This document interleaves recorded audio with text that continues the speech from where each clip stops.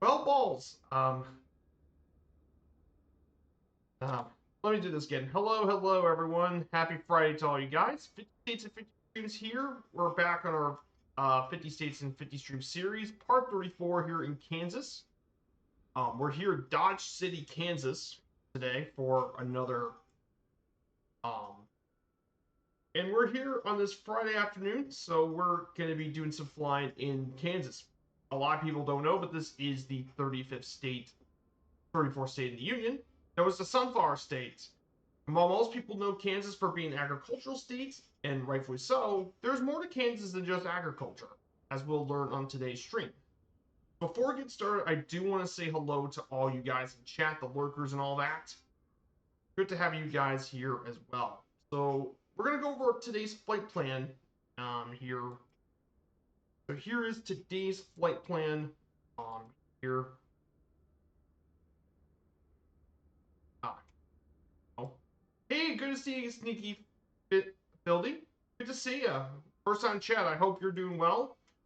So we're going to take off here in Dodge City, Kansas. Then from there, we're going to head west. We're going to fly over the old west town of Dodge City, Kansas.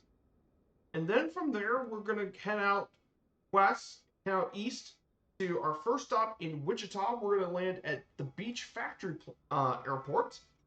This is where Beechcraft do their factories. Then from there, we'll head up northwest. We'll reach into Salina. We'll fly over Salina, Kansas, and then go to our second stop here at Manhattan Regional, just outside of the college town of Manhattan, Kansas. And then from there, we'll visit the Kansas State University in Kansas, Manhattan, Kansas. Then we'll check out the state capital of Kansas, being Topeka. And then finally, we'll head into the home of the University of Kansas at Lawrence, with our final stop being Kilo Lima Whiskey Charlie. Yes, in a Piper. Here's the funny thing. Yes, it's true. In fact, I was supposed normally I would have taken the Beechcraft Bonanza. However, if you guys haven't noticed, Just Flight have just updated the Piper Arrows for MSFS 2024, and I decided since I haven't. Okay, I caught myself. I did not know the capital, Kansas. No worries. Yeah, a lot of people forget it is Topeka's the capital. So yes, if you guys aren't aware of, this is the Just Flight Piper Arrow. More specifically, this is a Turbo Arrow model. It should go around 175 knots, which is where we're going to probably fly around today. But great aircraft. It was one of my favorite GA aircraft add-ons from the last sim. So the fact it's here in the new sim, I'm very excited to take this out for a spin. I get it. It's not a Beechcraft Bonanza. I probably should have thought about it, but I was so excited to actually fly this plane again. It's nice to have a third-party plane to fly again. So we're going to get started with this. We're going to remove the shocks and tie downs. Remove the right yoke. And we're going to get... Let me see if I remember how to turn this thing. It'll take me a bit.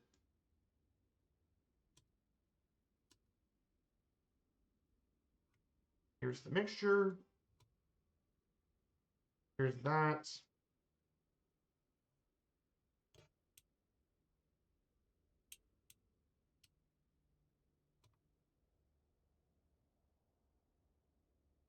And we're going to... Okay. All right, we're back on. So that is the Piper Arrow. What am I doing? I do apologize. This has been a while since I've last done. Since I've done the Piper Arrow, it's been a bit, so.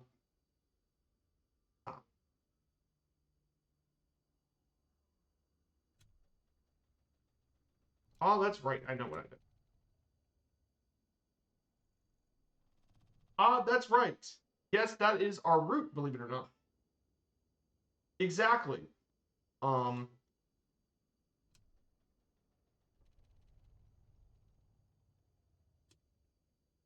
Yes, these are the airport routes for today's stream.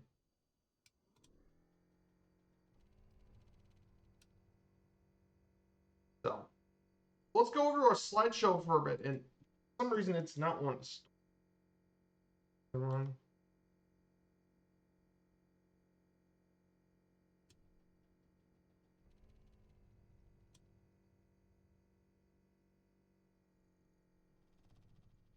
Why is that starting?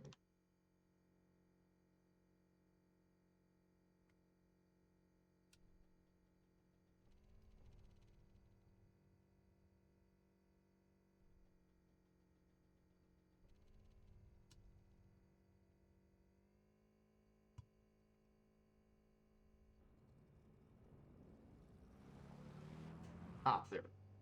We're going to be taking off at Dodge City Regional Airport, the main airport here of Dodge City, Kansas. We're going to be taking off, by the way, on runway 32. So Dodge City Airport is the main little airport here in Dodge City. It's Kilo Delta Delta Charlie. And it's mainly operated by SkyWest of United Express to a flight to Denver, Colorado. So, more interesting thing, obviously, is Dodge City, Kansas. Now, what's so special about Dodge City, Kansas?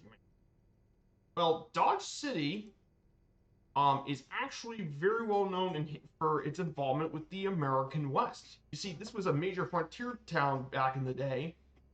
It was found back in 1872. Though the history of this place, this area was long known for being a military fort for decades.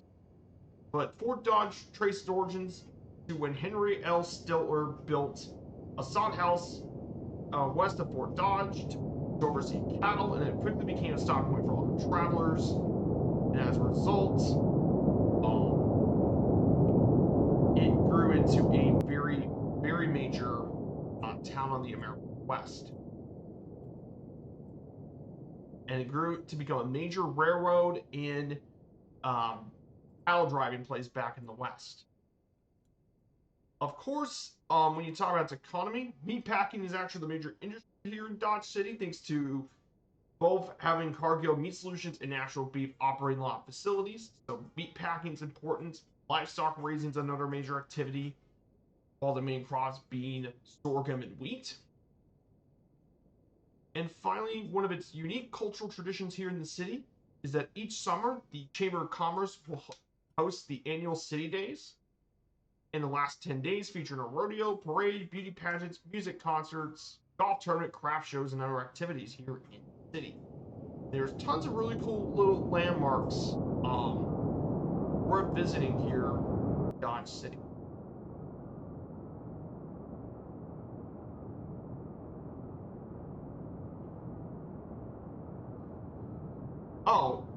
Dodge City. It was named after Grenville Dodge. It was the namesake of an actual person, believe it or not. Grenville Dodge, he was a Union Army officer and a pioneering figure of military intelligence. He served in the U.S. Civil War back in the day. So, he was pretty much involved in the U.S. military back in the day.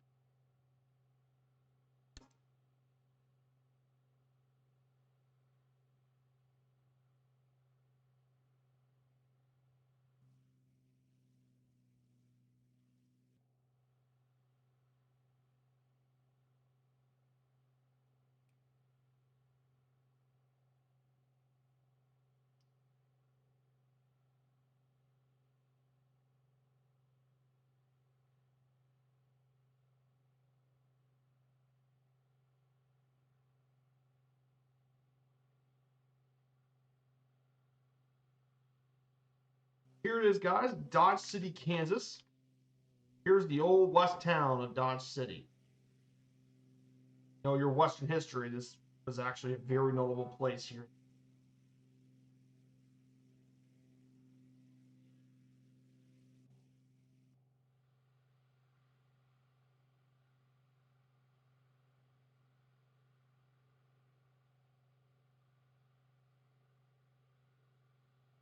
No, I have not been here actually.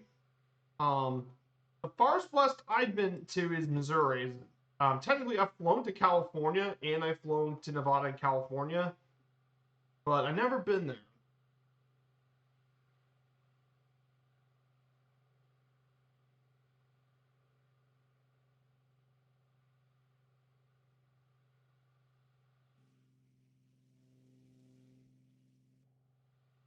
A great question.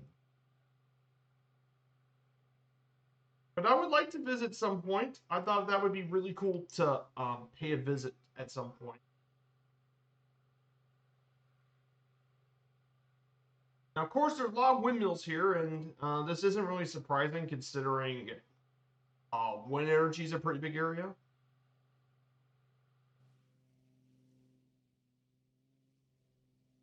There are some really interesting stuff about this city too. For um, one of the big things about Dodge City and another one part of it, it was actually a racing hub back in the early 20th century. It was a major hub for racing, especially with motorcycle racing. And one of those people who attended those motorcycle racing was William Harley and Walter Davidson. And guess what those two were part of? Harley Davidson. Yes, that's a pretty fun fact. And automobile races. Carroll Shelby even took part of those. Yes, lots of racing and became a major part.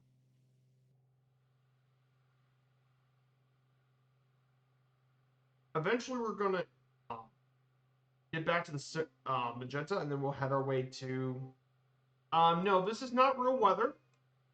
Um, I don't do live weather with this because you do realize how unpredictable live weather can be. So no, no live weather.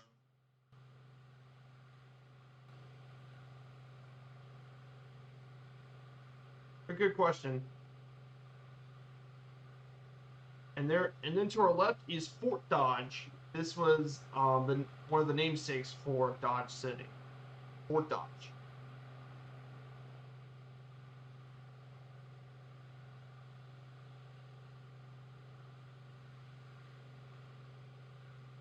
Yeah, I like this thing.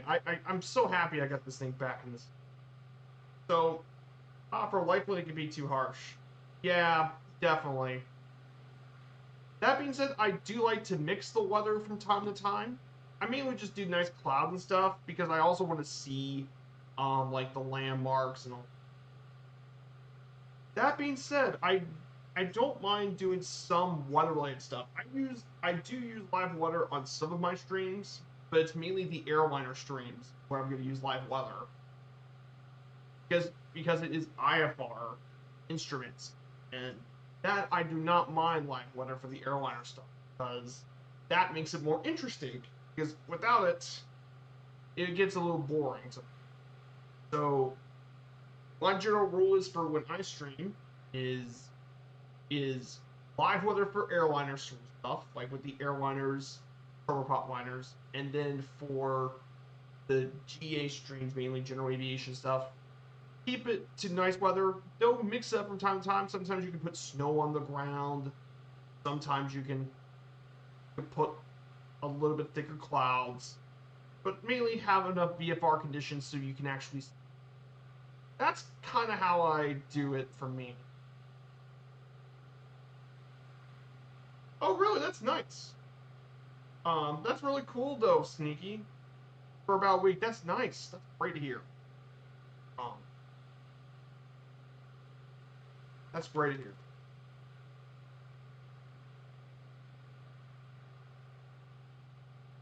So as we head our way down to Kansas and head our way down to Wichita, we're gonna be. We'll soon talk about the history of Kansas and talk about the state a bit. But for right now, just kind of get this down. So yeah, Kansas geographically isn't the most interesting.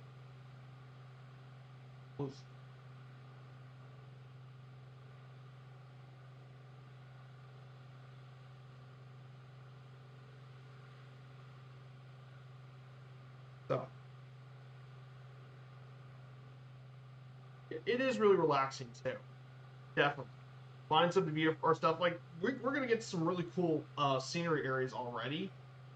If you weren't keeping track of my series, you know that was crossing with the crosswind.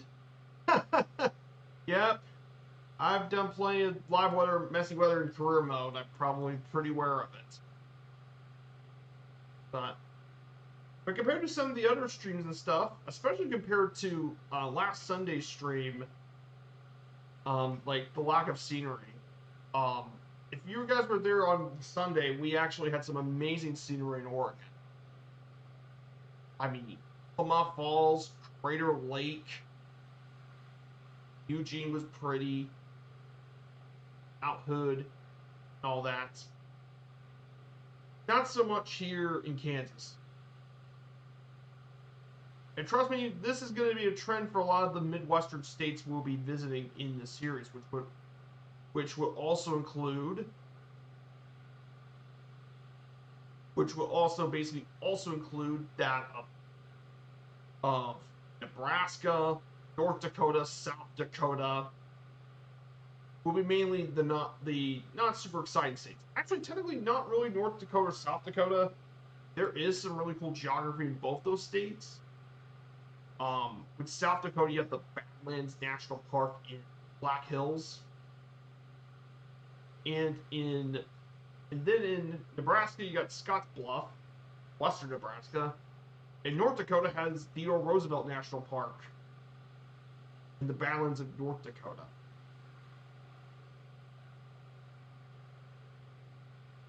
So there's at least some of that as well. It's not actually as flat as you think, though. You'd be surprised, but no, Kansas is not as flat as you think. I'll talk about why. So we're going to talk about the U.S. state of Kansas here. So Kansas is a landlocked state in the Midwest, bordering by Nebraska to the north, Missouri to the east, Oklahoma to the south, and Colorado to the west.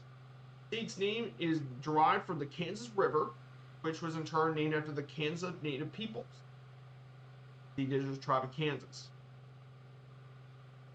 The capital is Topeka, and its most populous city is Wichita.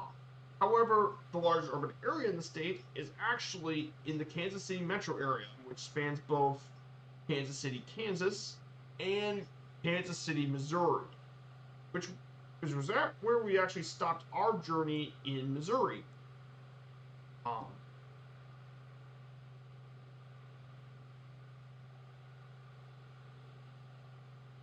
Back during our trip in Missouri. But one of the big things about Kansas is, of course, most people know Kansas for being one of the most productive agricultural states in the country, especially that of wheat, corn, sorghum, and soybeans.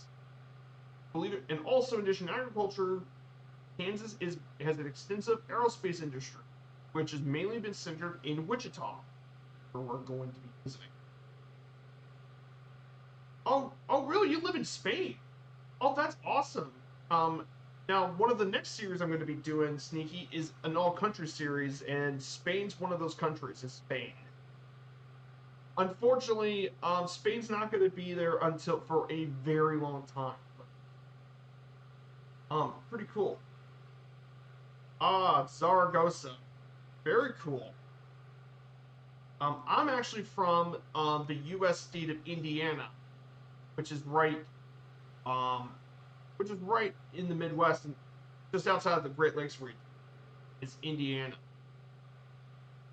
Trust me, Indiana is also kind of flat. In fact, apparently Indiana is actually more flat than Kansas. So, yeah, I know how it feels to live in somewhere.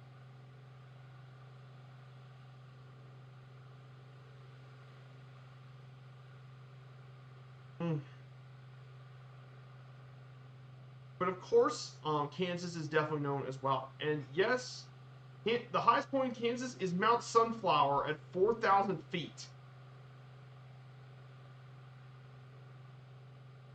And residents of Kansans are called Kansans.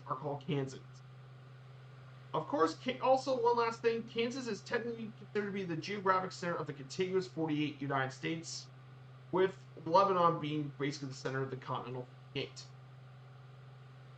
Pretty important stuff. Oh yeah, it's great to get to know you too, my dude. You're more than welcome. You're more than welcome anytime on the chat. So let's talk about the history of Kansas. Before Europeans arrived, Kansas was occupied by various native peoples, but most notably the Caddoan Wichita tribe and the Sioux Kaw people, which is the name. The tribes in the eastern part of the state generally lived in villages along the river valleys, while the tribes in the western part of the state were semi-nomadic and hunted large herds of bison. Now, one important thing about the bison was back in the old days, bison were almost everywhere. No, seriously, bison used to live in the millions all across the west of the United States. However, European colonists and stuff back in the 19th century slaughtered an estimated 50 million bison during the 19th century. 50 million bison were slaughtered and basically killed hundreds of them. And a lot of it was motivated by the U.S. government to limit the range of power of indigenous plain tribes and reduced them to hundreds. And it was a miracle that the bison were preserved, and as a result, breeding programs have actually increased the population to 150,000. And eventually now, the bison, there's not much genetically pure bison anymore. They had to breed them with cattle to get the numbers as a result. But yeah, there were hundreds of them back in the A lot of people don't know about that. Of course, the first European to set foot in present-day Kansas was the Spanish conquistador Francisco Vasquez de Coronado, who explored the area in 1501. However, there wasn't much European activity in Kansas for a long time, though it was integrated into the Spanish Louisiana between 1763 and 1803. And during that time, Governor Luis de Uzanga promoted expeditions and good relations with tribes. And the French explorer Antoine de Marigny continued along the Kansas River for trade, mainly fur trade. Of course, in 1803, most of modern Kansas was acquired by the U.S. along the Louisiana Purchase. Southwest Kansas, however, still remained a part of Spain, Mexico, and Texas until the Mexican-American War, when those lands were ceded to the United States in the Treaty of Guadalupe Hidalgo. During much of that time, it was originally part of the Missouri Territory. Yes, it was a part of the same territory that is Missouri.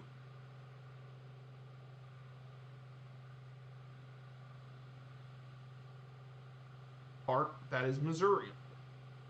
Then afterwards, became a major part of it. But Kansas was also heavily involved in one other area, and that was actually the Santa Fe Trail. You see, the Santa Fe Trail back in the old days was one of the major connection points between the goods here in Missouri and down to Santa Fe, New Mexico.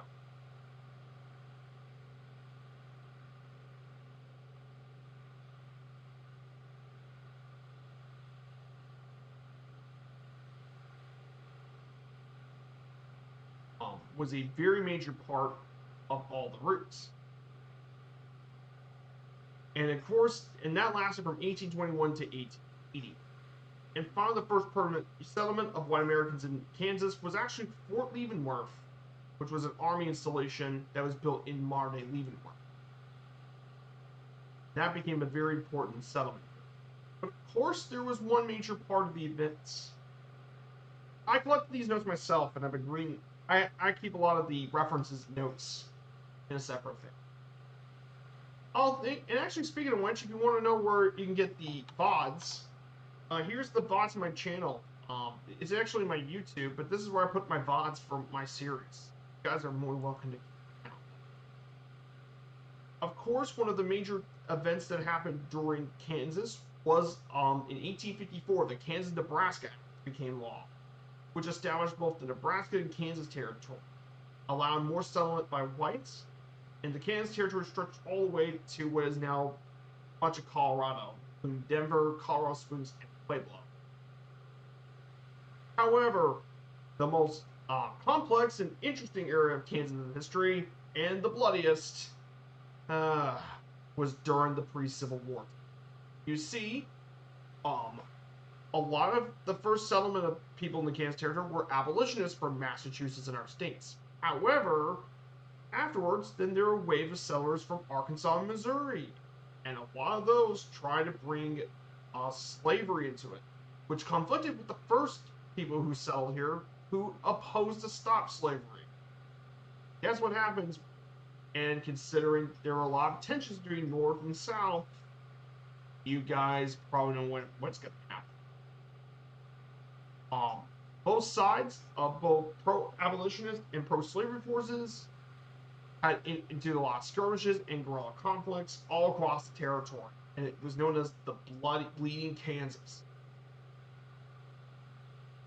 And they even included John Brown's massacre of the Potawatomi Massacre, attacking the native tribes.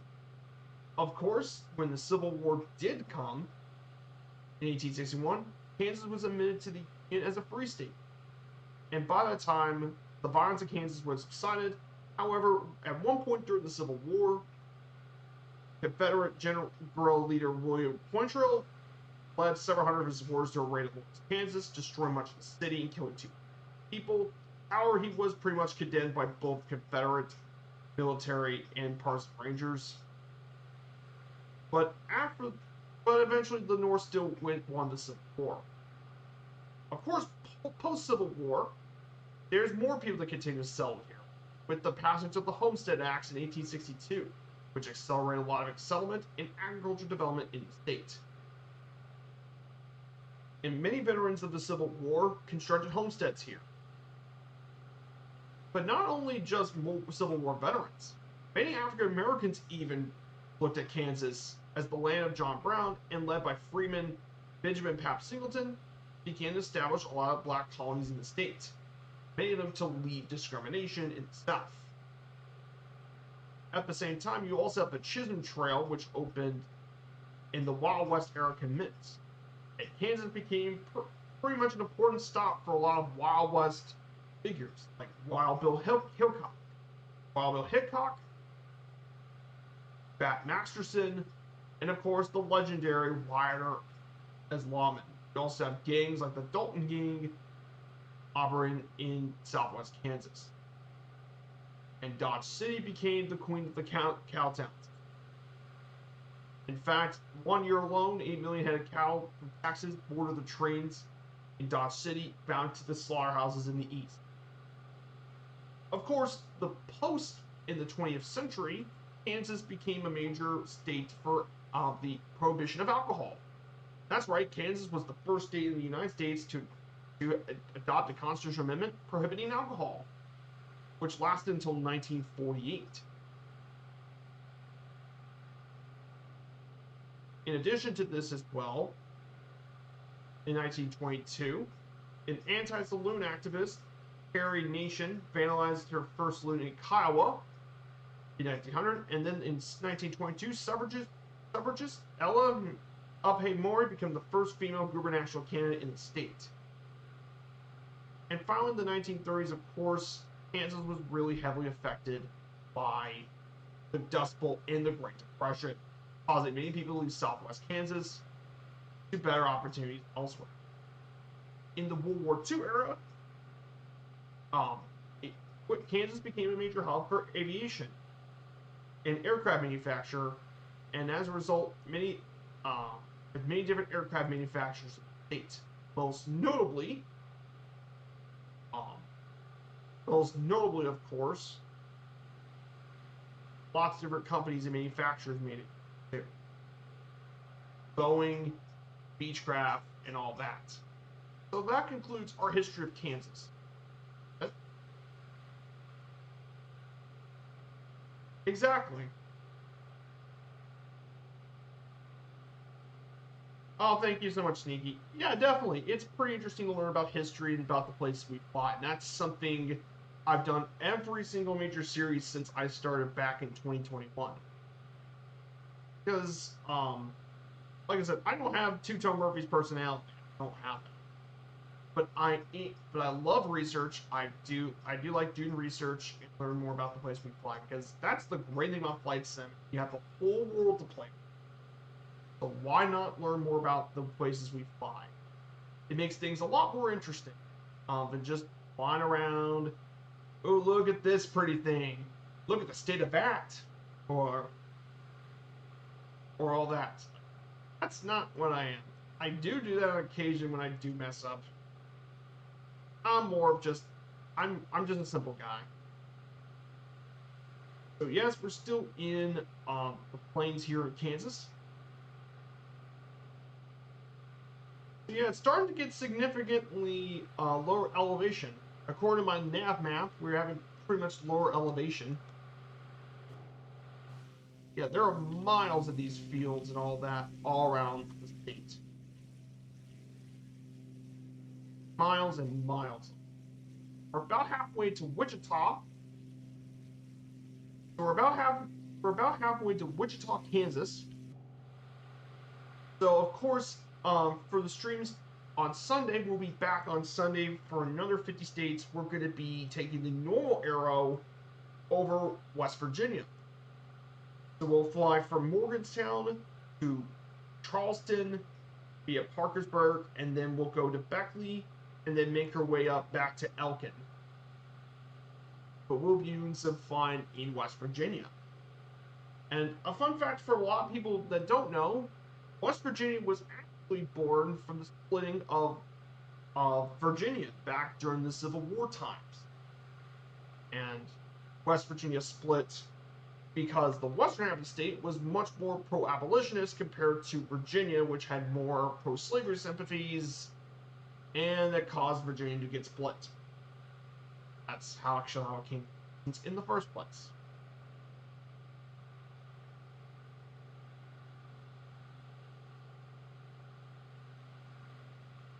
So you do have a question. You do mention you have to constantly trim the aircraft. It can't be stable. I trim very carefully, but it goes nose up, nose down. Should I blame my flight stick, or is it normal?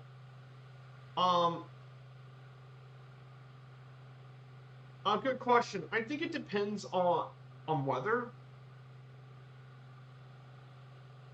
I don't think it's your flight stick. I think sometimes you trim too much. I think you either trim too much, you're probably over trimming it too much, and it's causing the plane to not fly so stable. I don't think it's the wind. I think it's just sometimes you trim a little too much. Oh yes, Wichita was in the original Twisters. Yes, that's actually true. Let's talk a little bit about geography of Kansas, because I do want to talk and mention about geography here in the state. But this would just be very brief. But so I do want to talk about that. I want to see how far it is. Let's see how. Okay, we're about 6-9. So I do want to talk briefly about the geography of Kansas here. So oh if you actually know, it's not because I trimmed it, it's actually because I turned on the autopilot. So this here is the auto control. This is the autopilot in the Piper Arrow. So this here is the autopilot right here. Now heading on is right here. So I turn to the heading is set here. However, there's a little trick. Normally, there is no altitude setting in the Piper's autopilot, so you do have to manually trim it. However, one neat trick that's in the Piper Arrow is if you press the Piper symbol, it sets your altitude for you. It's a little trick that I learned way back when they released it back in the day. No worries, trust me. At first glance, you would think there's no way you could do that. But Just Flight did add that back in the day. Trust me, it took me a bit of a while too. I had to look in the manual. So I'm going to go ahead and talk about briefly about Kansas's geography, because Kansas definitely has a really interesting geography. We all know Kansas is bordered by Nebraska, Missouri, Oklahoma, and Colorado.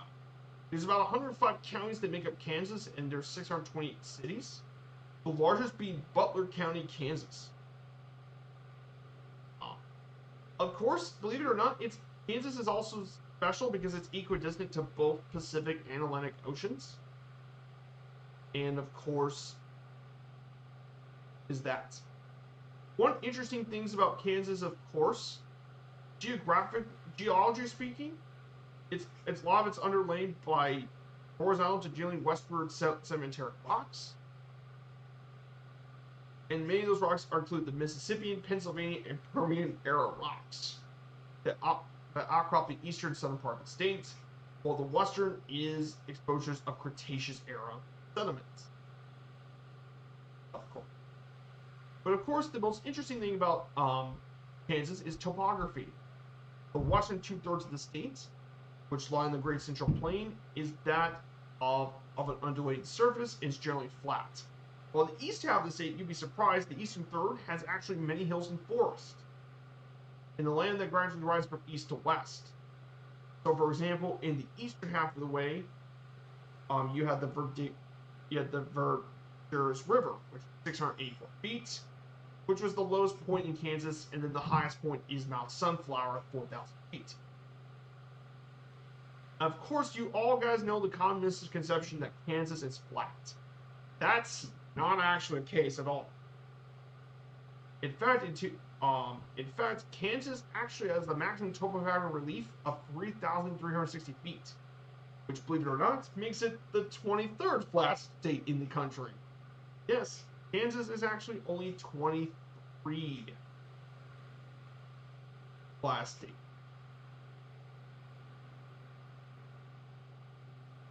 Yes, that's right. Kansas is only 23rd. It's about half.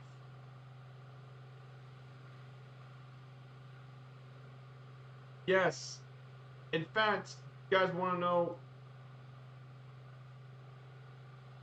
know actually the flattest state in the union is? The flattest state is Florida. Which isn't a surprise. Florida is very flat. In fact, Kansas, in terms of flatness, is actually between Pennsylvania and Maryland. Which is really funny. The flattest state is Florida, which is only 345 feet of flatness, and that's the difference between highest and lowest elevation. The state I live, Indiana, is the 6th flattest state in the country. So yes, Indiana's flatter than Kansas. Go figure.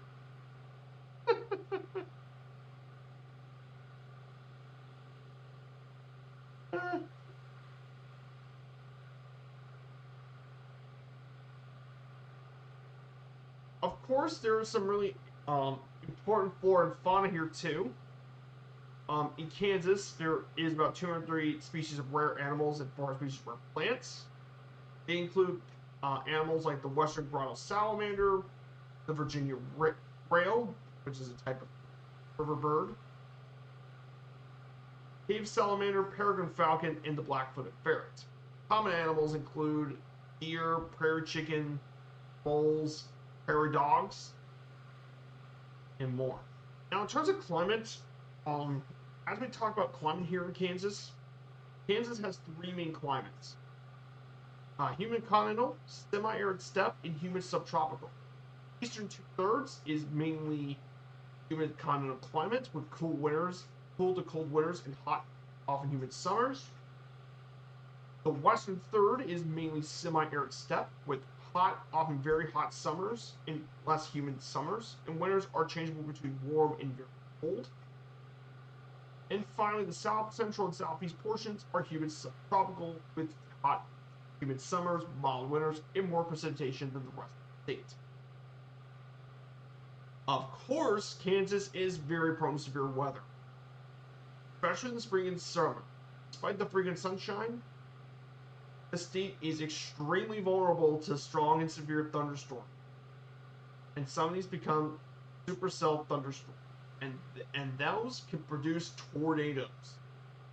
The state averages more than 50 tornadoes annually. As well as hail is also an issue too in this. Yes, you're not kidding when they put tornadoes in Kansas in twisters. It actually makes sense. It's part tornado alley, so of course that happened. The highest temperature in Kansas is actually 121 degrees, which is actually the 5th highest of any U.S. state. The only states hotter than Kansas with its highest temperature recorded temperature is California, Arizona, Nevada, and New Mexico. So yeah, Kansas can actually get surprisingly hot. Does it snow? Yes, it does snow in Kansas. In fact, snow does actually fall in the wintertime. Yes, it does snow. It can get pretty cold in the wintertime.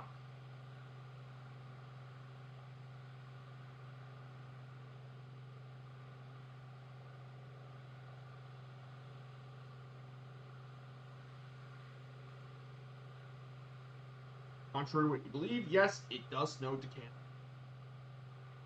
But trust me, it snows much more in other parts of the U.S. Like Nebraska, South Dakota, and North Dakota snows a lot more. Or if you live anywhere near the Great Lakes, it will snow much more. But yes, it does snow typically in the winter.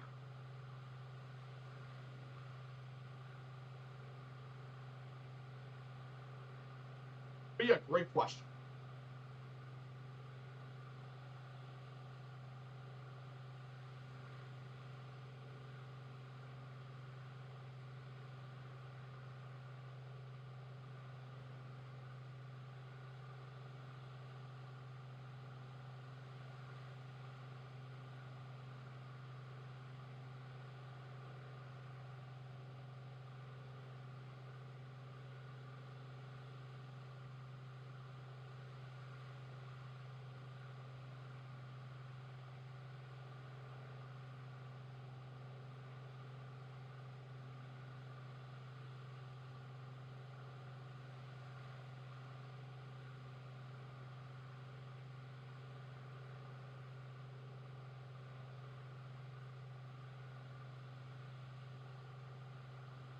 Really cool though to visit.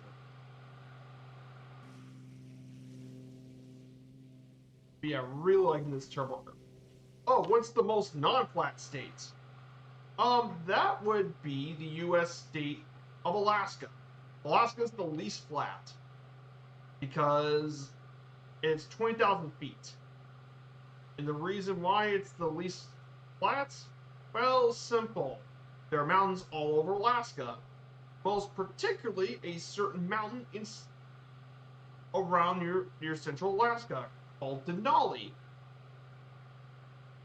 or Mount McKinley, because President Trump renamed it Mount McKinley. But in reality, I'll call it Denali since it's the native name of Alaska's mountain, which is the tallest mountain in North America, which stretches over 20,000 feet.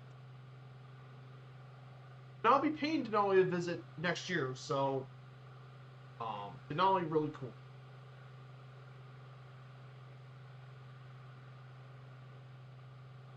Yep, nice. Then after that, the next state that's not flat is California, which you have the lowest point in North America in Bowyer Basin and Furnace Creek, and then you have the highest point in the contiguous 48, Mount Whitney. So,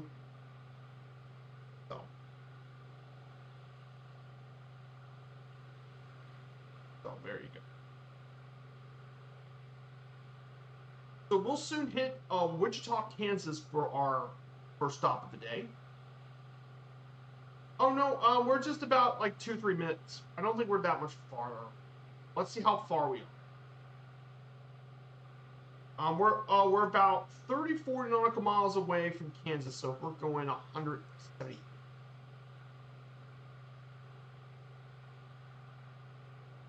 We'll be here around 6 minutes until. No worries, Sneaky. I do appreciate you coming by. Thank you for being active in the chat. I do appreciate it. It's nice to talk to some people in the chats.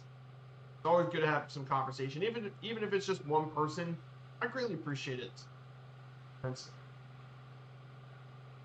We're about to head to Wichita. That's...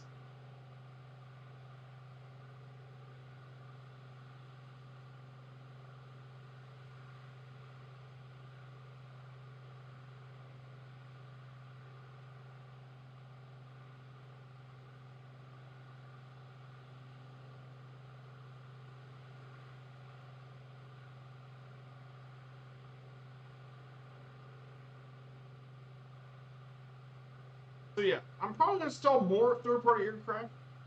Unfortunately, I don't have a subscription thing.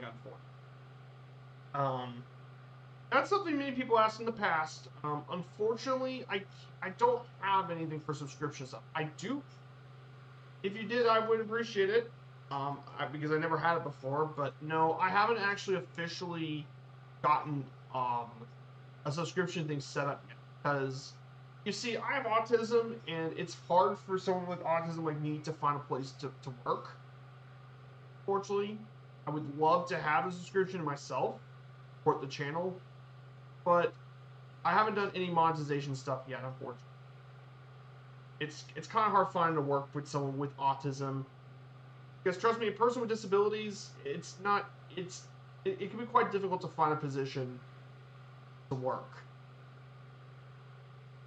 But it doesn't really matter to me though. I do it to be here with the community and doing the thing I really. No worries. Trust me, I understand. I would like to do it too. With that being said, I just do it to enjoy being with the people. I do appreciate it.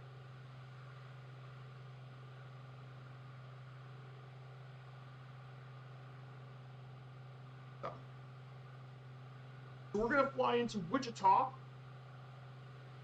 So Wichita, Kansas is where we're going to be heading to our first stop. Wichita is the most populous city in the state. Population is 397,000 people. Its metro area is about double with 647,000. And it's located along the banks of the Arkansas River. Of course, Wichita was a pretty important town for cattle drives. It began as a trading post on the Chisholm Trail in the 1860s, and it was incorporated as a city in 1870, and it became a destination for cattle drives traveling north from Texas to the railroads of the state. Named it Cowtown. In fact, a certain Wyatt Earp served as a police officer here for a year in 1875 before going to Dodge City, where he helped build his legend. But what really grew Wichita in the 20th century was the aviation industry.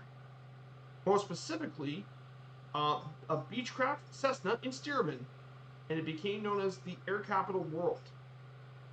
In fact, even to this day, Textron Aviation, Learjet, Airbus, and Boeing all operate design and manufacturing facilities in the city. And there are several airports, including that of McConnell Air Base, Colonel James Jabbar Airport, and Wichita D. Eisenhower, the largest airport in the state.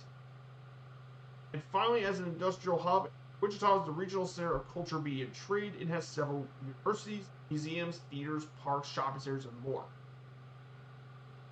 The most well-known museum of this place is the Cowtown Museum,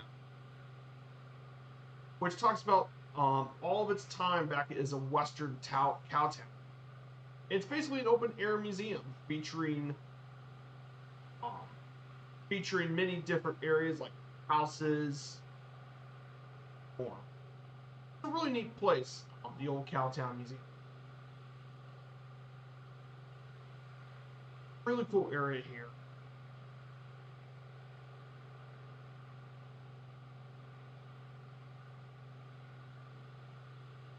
Really cool area. And we're going to be landing at the Beech Factory Airport, which was this is actually a privately owned airport by Beechcraft. And the airport was founded in 1928, and it became part of Beechcraft in 1904 when they privately bought the airport.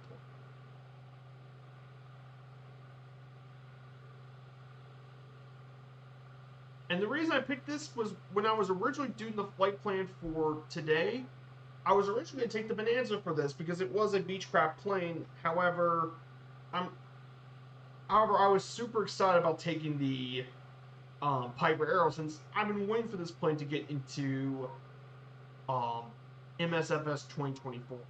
Super excited to get this plane into the sim because I love the Piper Arrow. So it's so fun. It is absolutely, absolutely, um, absolutely. Aviation is a huge deal here. Um, there, absolutely. There's the Kansas Aviation Museum, um, home here, which is actually the former municipal airport site. Um, in fact, um, many companies were founded here in Wichita. Travel Air founded there.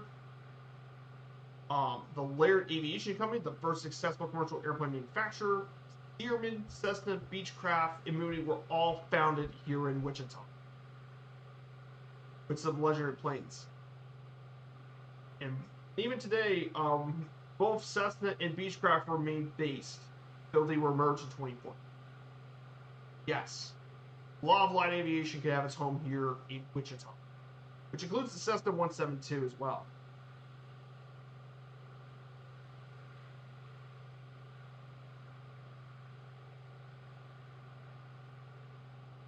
How cool is that? Oh, I'm excited to see the approach of land without brew arrows. Ah, cool. Ah, cool. So here it is, guys. Downtown Wichita will be right ahead of us. Take some pictures for the Discord. Oh yeah, and by the way, Sneaky, if you want to follow along with future streams and stuff, in case you want to keep track, I also have my Discord set up too.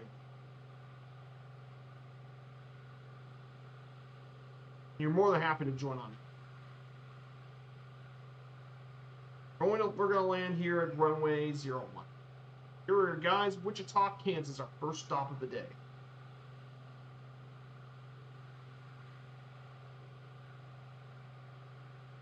No worries, my dude. You're more than welcome to. Here, there's the Arkansas River. How do you know where the airport is? Ah, good question. Let me show this. Here it is, guys. This is a program called Little Nav Map. It's completely free software. You can get it completely free. And what's really cool about this app is it shows you all of this stuff that's on the map for the sim, and you can actually download. You can actually get the scenery library loaded into it, and you basically have all the areas where you can find your airport. It's really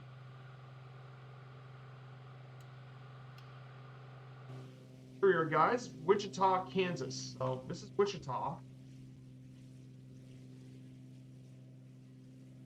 There's Wichita, Kansas, dead ahead. It's probably the only photogrammetry city here in the state.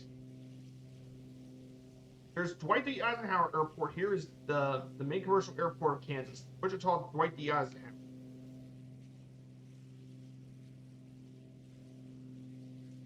Beautiful Wichita.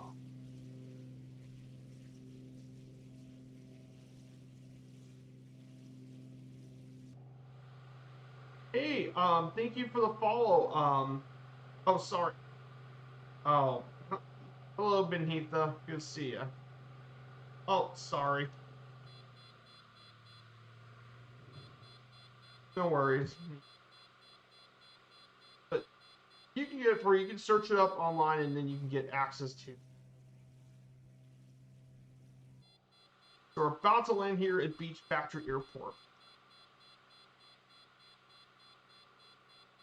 Oh, no worries. We'll head back. I didn't know. No worries. We'll actually get a closer look at Wichita. Here we go. Here we go. Don't worry. Fine. I've done this plenty of times.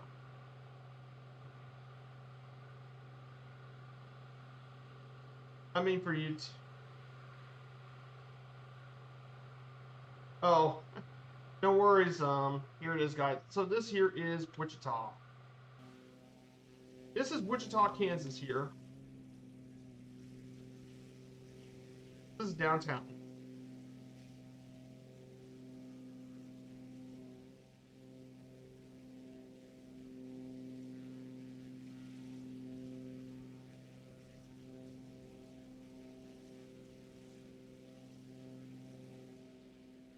American parking lots do not impress me. Oh, I can understand. Yeah. I relate to that. I can understand. Yeah, that's an issue with a lot of American cities, though. I can understand why. You know what it is? You know what it is? Well, according to my map overlay, this cloud structure here is the Century 2 Performing Arts Center. It's the Performing Arts Center of Wichita. This is where they do a lot of their theater performances and stuff here in the city.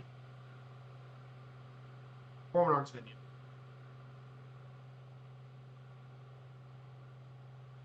The Century 2 Convention Hall is what it's called.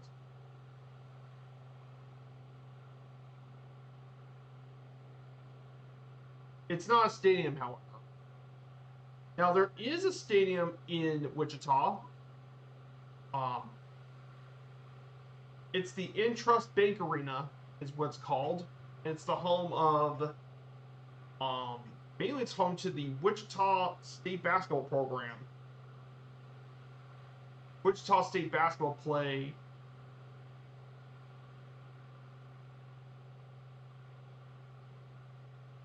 Actually, the Wichita Thunder play at the Bank Arena. Wichita State University plays. They play basketball at the Charles Koch Arena, 10,000 people. Add in. All right, we're going to go ahead and turn. We're going to win 0-1.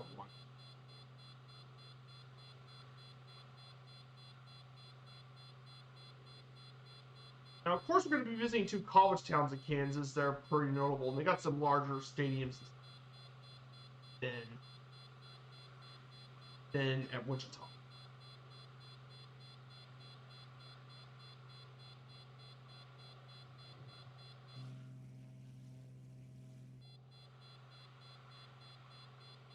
So if you guys want to know what I was doing the last couple days, I was doing I just got finished with the monthly schedule, so I got that done before my trip next month.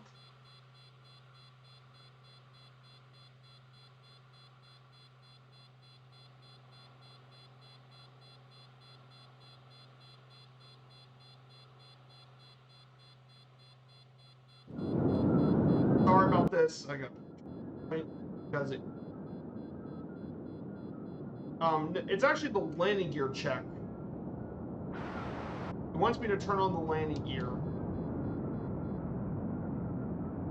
That's what it is.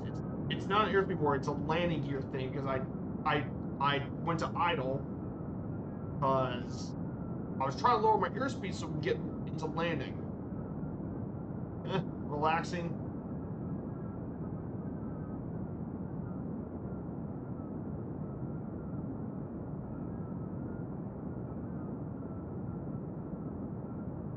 Fun, relaxing part. You mean the most stressful part?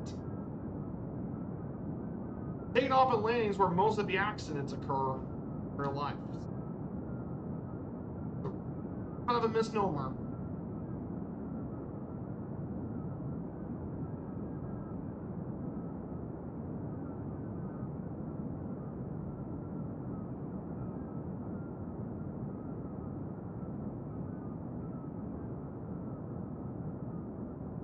Here we go. Touchdown.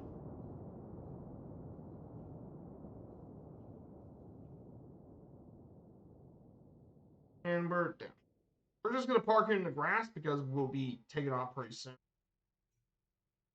Just stop here for a bit. Oh, thank you. It takes a bit of practice. Practice makes perfect. That's the key.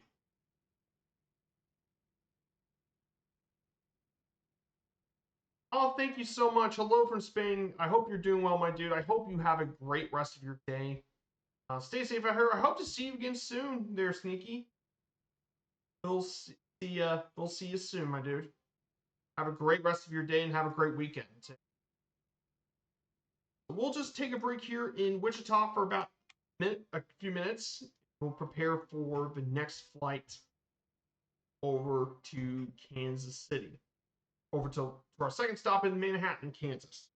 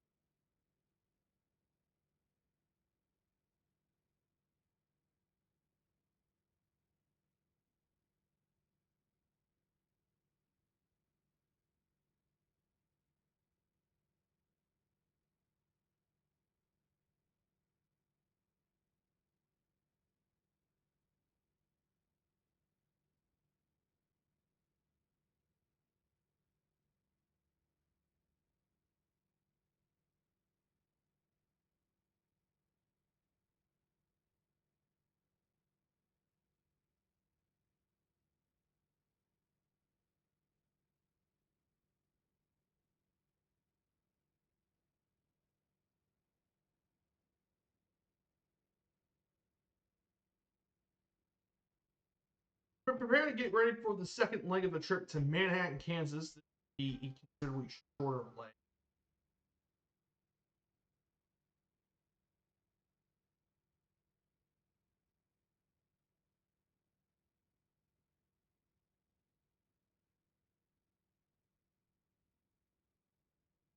We'll be prepared to head out on our way to Wichita, Kansas, out to Manhattan. So we're going to.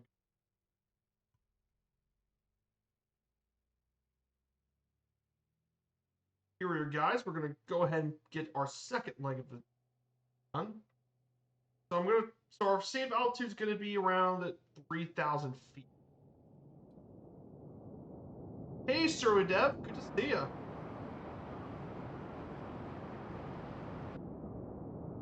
I hope you're doing well, my dude. We're actually flying the Hyper Turbo Arrow from Just Flight. That's right. This bad boy's finally in the new sim. I'm super stoked about flying this today.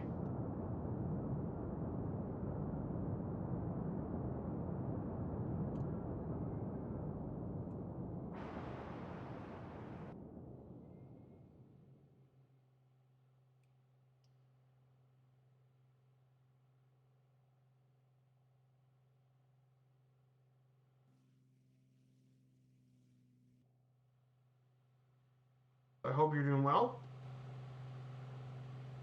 I hope you got some really cool plans this weekend. There's Surly Dad. I know we have got quite a bit of stuff going on. Let me go ahead and put the music back on.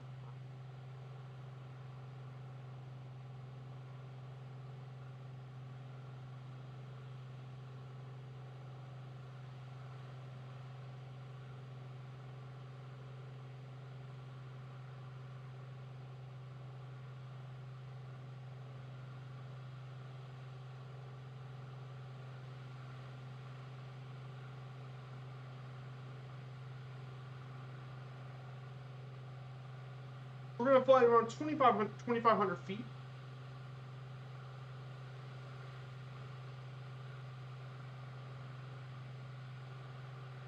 This is the Wichita metro area here. Wichita, Kansas.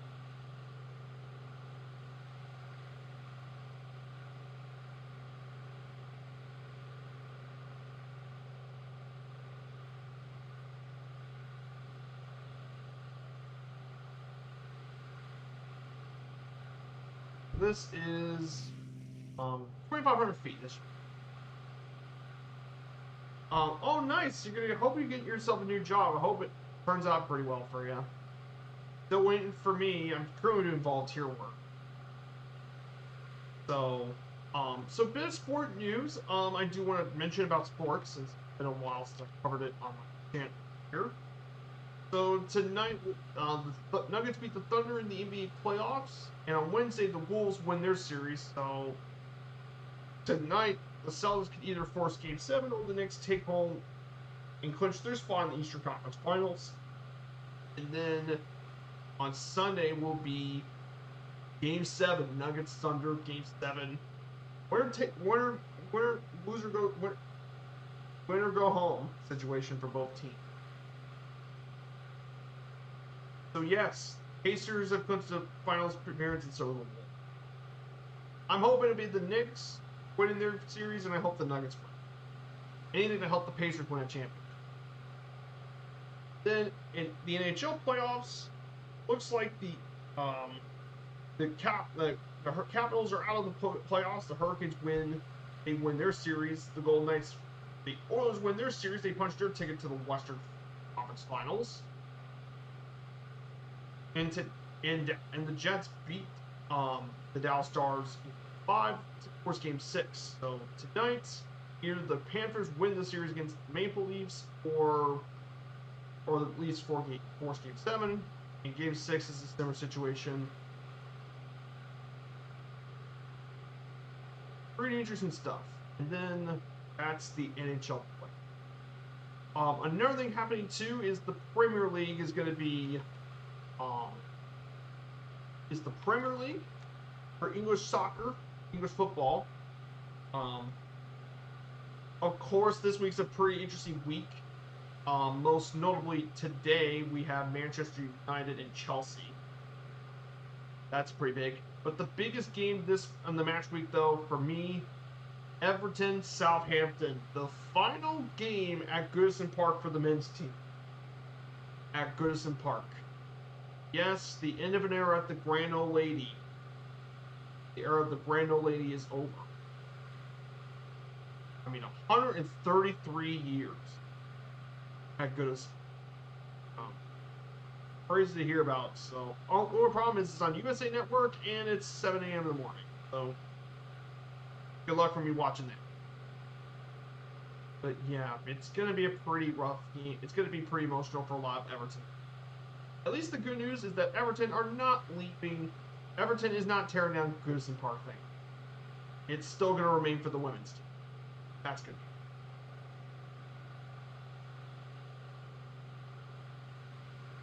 That's so let's talk a bit about the economy of Kansas. So Kansas' economic status of Kansas. Its total gross product is around $226 billion in the U.S., and its per capita income in 2023 was $63,000, which is 29th among all U.S. states. The largest employment areas are mainly in the Kansas City area, but also Wichita, Topeka, and Lawrence are some of the highest employed. One interesting thing about Kansas economy is that nearly 90% of Kansas land is with agriculture, with some of its biggest outputs include cattle, sheep, sorghum, soybeans, cotton, hogs, corn, and salt. There's about 59,000 farms in Kansas. 86 of them were only organic farms. Farm in the state is around 770 acres of land. And the average cost of running a farm in Kansas is around $300,000. Of course, its biggest agricultural crop in the state is wheat. Approximately 4% of all winter wheat grown in the U.S. is grown here in Kansas, and roughly 95% of the wheat grown in the states is of the hard red winter wheat variety. And during 2016, there were about farmers of wheat grew around 8.2 million acres of wheat, an average of 57 bushels a week per acre. The state's economy is also influenced by aerospace, with several large aircraft corporations having manufacturing facilities, including Spirit Aerosystems, Bombardier Aerospace, and Textron Aviation. Boeing ended its decades-long history of manufacturing in Kansas in 2012-2015. Other companies headquartered here in Kansas include Garmin, WRC Worldwide, and Koch Industries. Also, Kansas also has three major military installations: Fort Leavenworth, Fort Riley, and McConnell Air Base. Around 25,000 people are stationed here.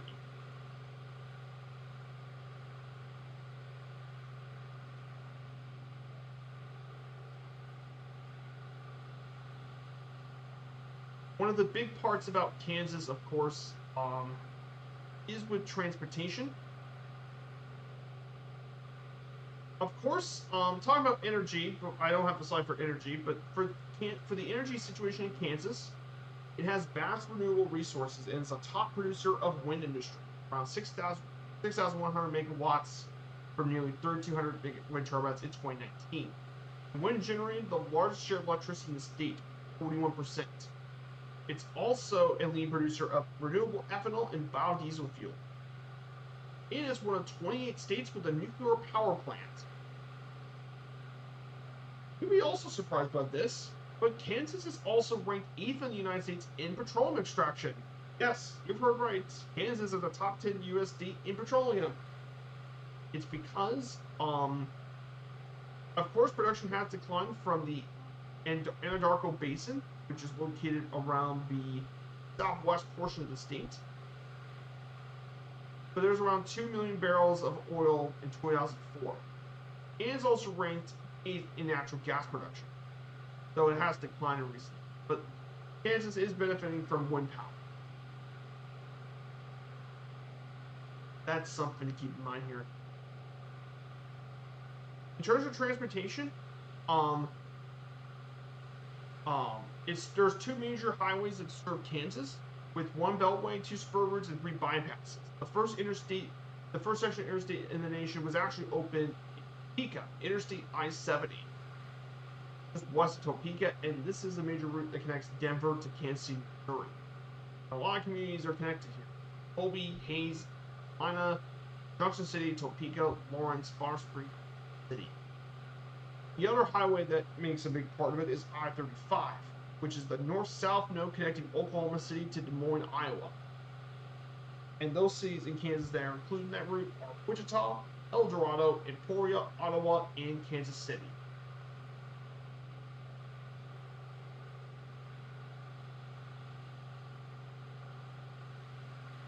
Kansas is also the country's third largest state highway system, after Texas and California, and it's due to the fact that Kansas has a high number of county seats. So yes, you'd be surprised, but Kansas has the third largest state highway system. Yes, even larger than many other U.S. states. Pretty fun fact.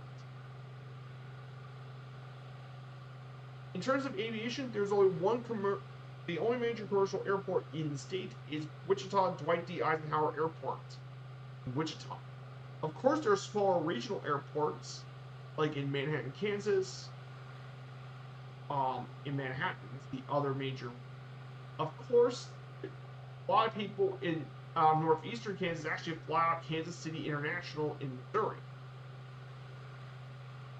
And if you live in the southeast part, many people just fly out Tulsa's airport in Tulsa, just south.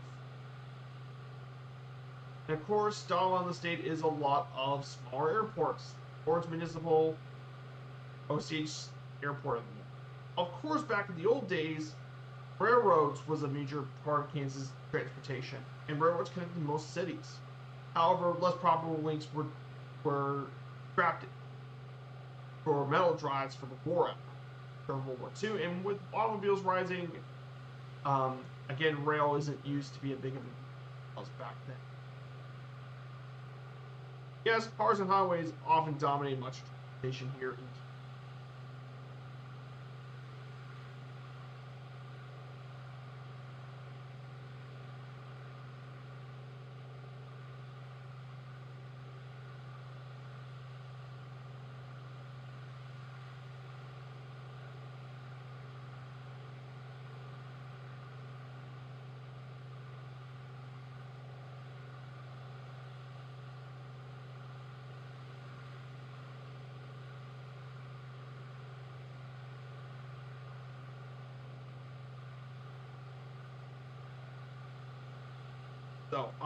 So for the flight sim community this week,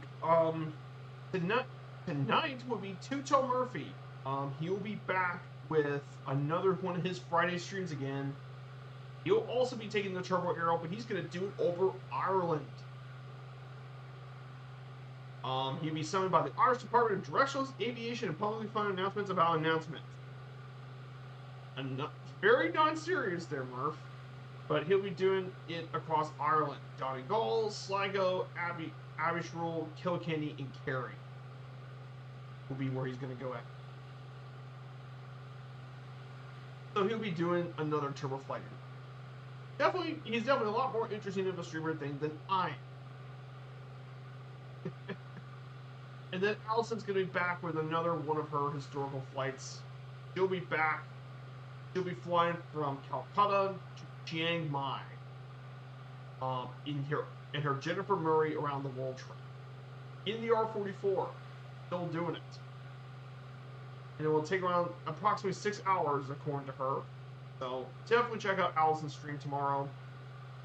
She's an awesome woman.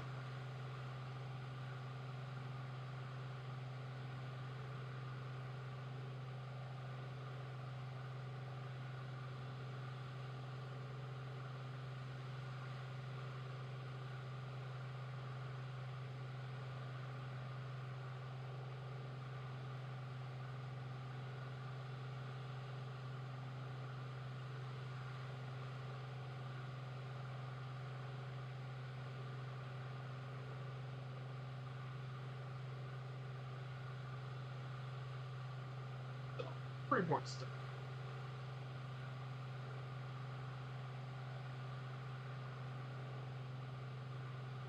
I hope you're all doing well here, of course. Can't wait to visit West Virginia tomorrow. Oh, bot. Is that a bot in the chat?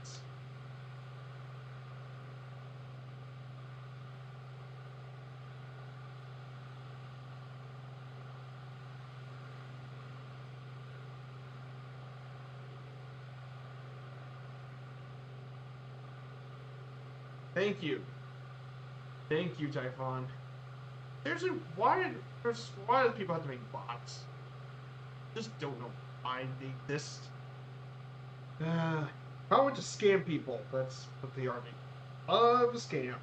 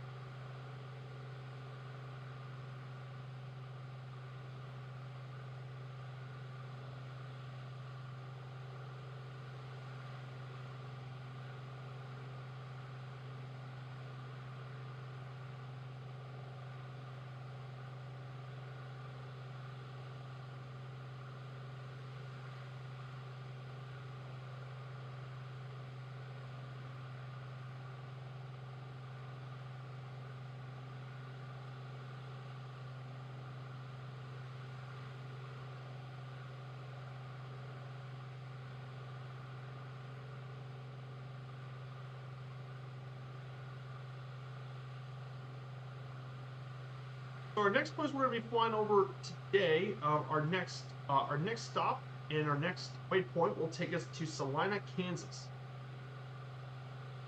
This will be our next place we're going to be over.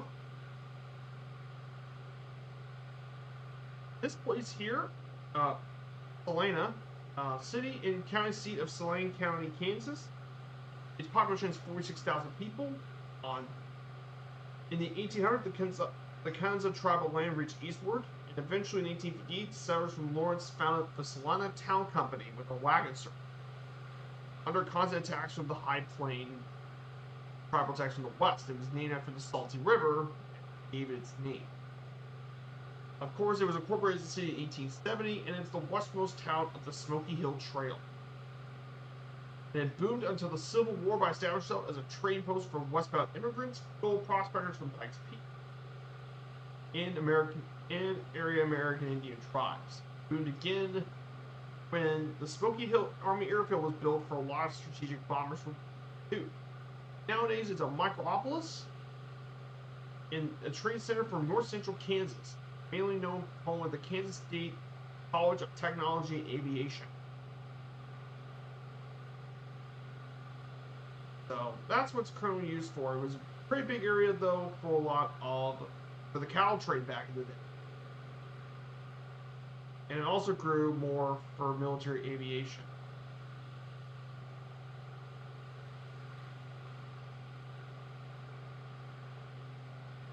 That's what's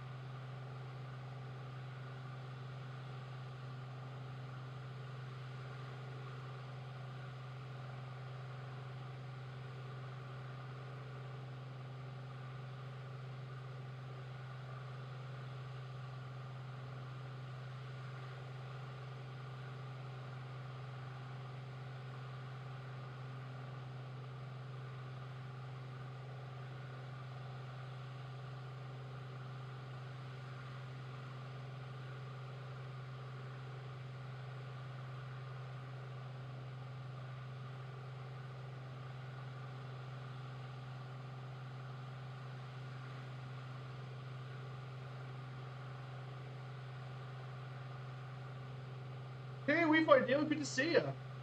I hope you're doing well, my dude. Here's a shout out. Thank you. This is the Just Flight Turbo Arrow 3. That's right, the Turbo Arrow is back in the sim. Just Flight had just made an update for it that's now fully native to MSFS 2024. I'm so happy to fly this thing. This is such a great plane. This was one of my absolute favorite planes for 2020. I just love it. Easy to fly, really enjoyable. It's great to have this plane back in this.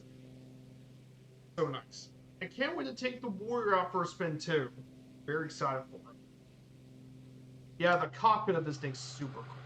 You can obviously put it with GPS and stuff, but I like the old school GPS 1000 systems. I'm not really going to use it. Yeah, it's definitely a great GA plane for a lot of the normal VFR stuff. And in fact, I'm going to do a double feature of the Arrow on Sunday. I'm going to be taking that out in West Virginia. But yeah, it's been so long since I've flown this thing. Nice to get back in the cockpit.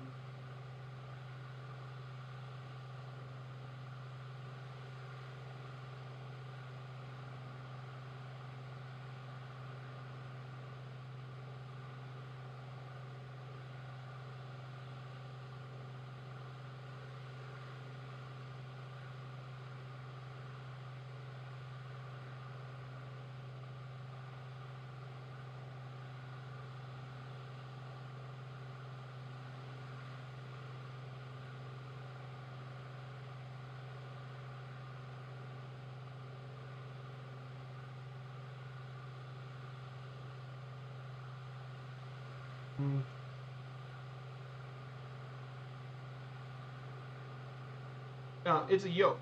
It is correct. It is a yoke. I just disabled it so I got an easier time accessing this. But yeah, this is a yoke, not a stick.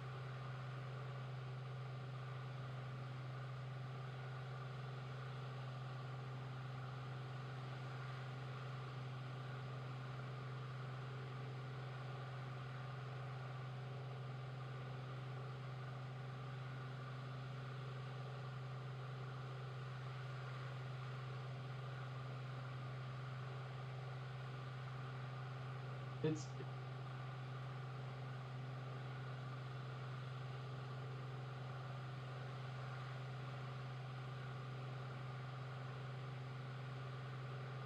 so we'll go here. Go here, we'll fly around here, and then we'll head our way over to Manhattan, Kansas.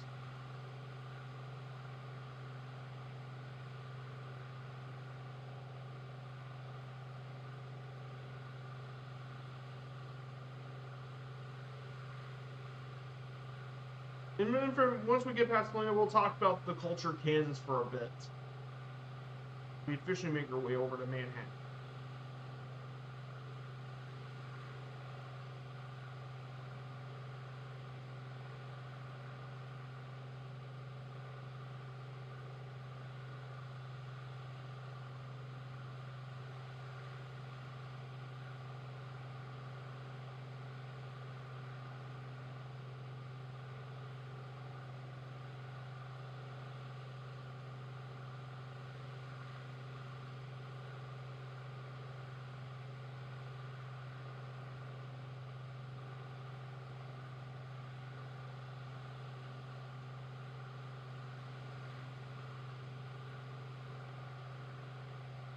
So here it is, guys, Salina, Kansas.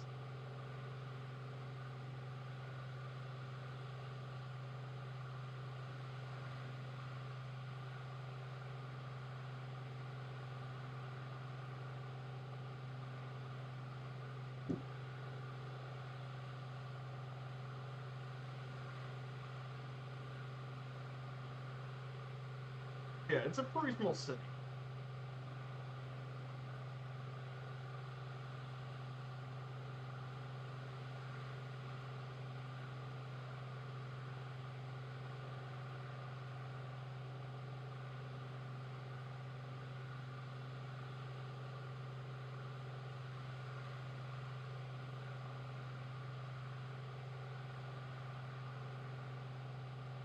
So one of the really cool places, though, I do really want to visit. I guess if I had to pick one place in Kansas I would like to visit, Wichita would be where I want to visit. We were in Wichita earlier, We Fly Daily. We were in Wichita earlier, and they had some really cool museums and stuff.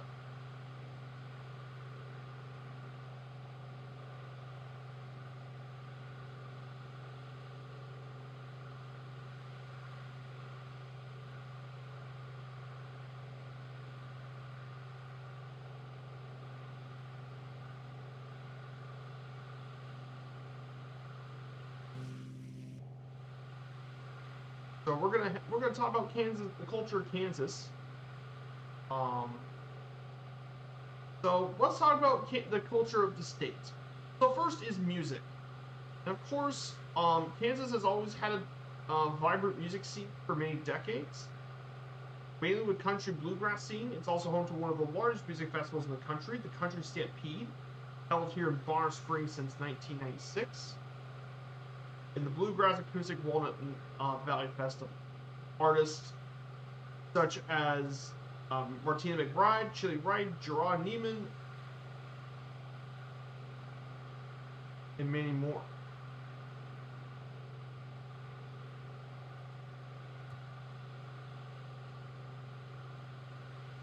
Are all Kansas natives. But of course, if you look at modern day and such, obviously there's the famous rock band known as Kansas, and you better know them for their classic song "Carry On With." Yeah, they were actually formed in Topeka. The hometown of several of the band members are in Topeka, so Kansas was actually formed in Kansas. Also, one of the Eagles' famous rock band guitarists of the Eagles, Joe Walsh, and he was actually born in Wichita. And the drummer of Tool, Danny Carey, was raised in Pala, and he was a very famous artist too. Other singers from Kansas include Leavenworth native Melissa Etheridge, Sarah native Martina McBride, Toronto native Jennifer Knapp, and Gerard Neiman. And of course, the state anthem here in the state is "Home on the Range." It is written by Kansas native Brewster Hiley. Pretty cool stuff. Oh, that stinks. Your flight stick broke. So you can only fly planes with yoke. I hope I hope we can find a new one. That stinks though. I mean,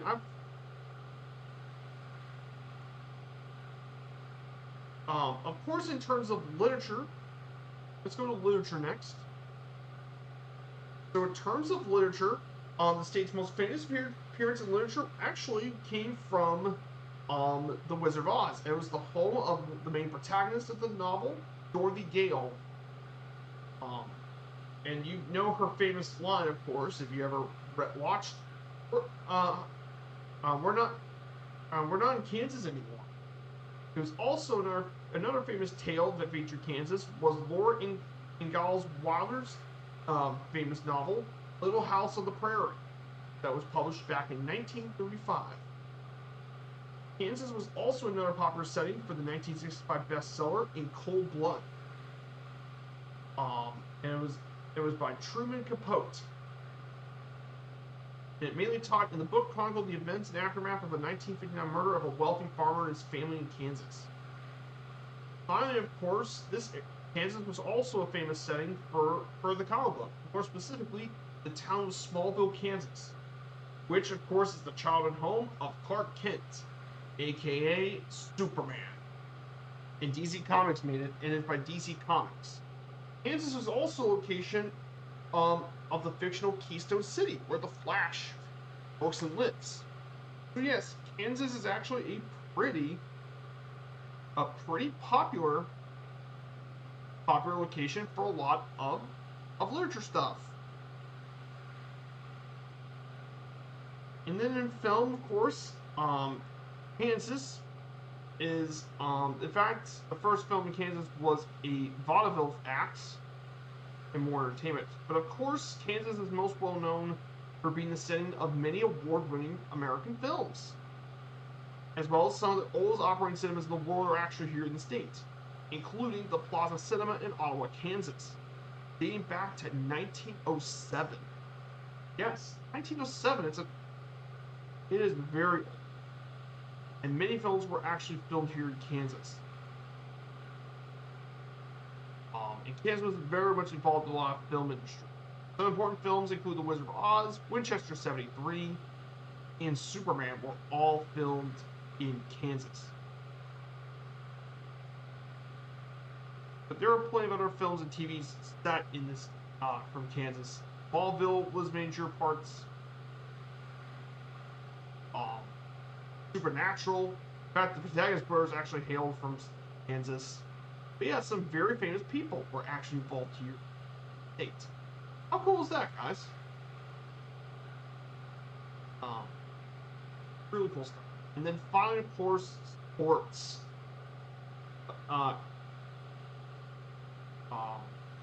Kansas does have one major league sports team in the state. It's Sporting Kansas City, which actually plays their game in Kansas City, Kansas, to make it the first top-tier professional sports league team to be located in the state. Yes, they technically represent Kansas City, Missouri, but they actually play in Kansas. Of course, historically, Kansas has supported major league sports teams of Kansas City, Missouri, which include the Kansas City Royals and the Kansas City Chiefs, because their home stadiums are only a few miles from the Kansas border. They play in Missouri, but they do play there as well. Some Kansas, mainly in the southern half of the state, actually cheer for teams. Some Kansas, like from the western part of the state, support the Denver team, like especially the Denver Broncos. There are two major automobile racing facilities in the state: Kansas Speedway, which hosts those of NASCAR, IndyCar, and ARCA, and Heartland Park, Topeka, which hosts the NHRA drag racing events. While there are no major franchises of the Big Four in the state, however, while there's no Big Four teams in the state, collegiate sports are a big deal in the state, particularly the Kansas Jayhawks in Lawrence and the Kansas State Wildcats in Manhattan. They're both pretty bitter rivals in many sports, particularly that of basketball. because both have very tradition-rich programs in men's basketball, particularly Kansas at Allen Fieldhouse, which is first time all-time victories among programs, 6 national titles, and has some legendary figures. While the Kansas State, on the other hand, is pretty successful, they're not quite nearly as successful as Kansas. However, both programs are much less successful on the gridiron in football, though there has been recent success for both programs, most notably at Kansas State, thanks to legendary head coach Bill Snyder, who transformed one of the nation's worst football programs to a national force for much of the 90s and 2000s. And Kansas once won an Orange Bowl in 2008. So that's a pretty big deal. In Division I, there's also Wichita State, which is most well known for basketball, as they went to the Final Four twice in 1965 and 20. They also once had a football team, but that lasted until 1986. So that's pretty important to know about sports. That covers, this is I think the last slides, because the rest of the slides will cover the notable people and fun facts.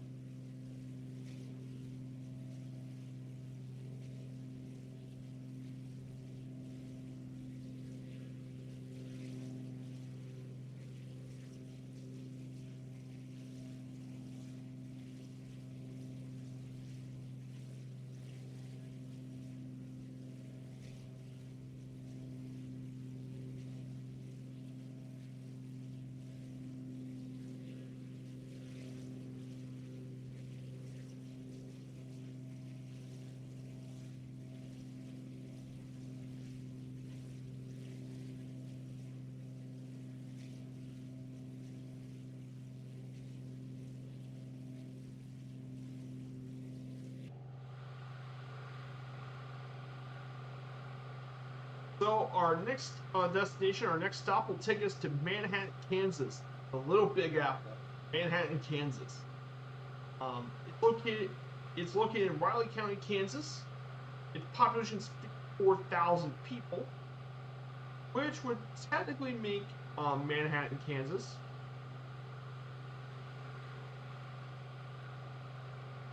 which in turn would make Manhattan, Kansas the 9th largest city in the state.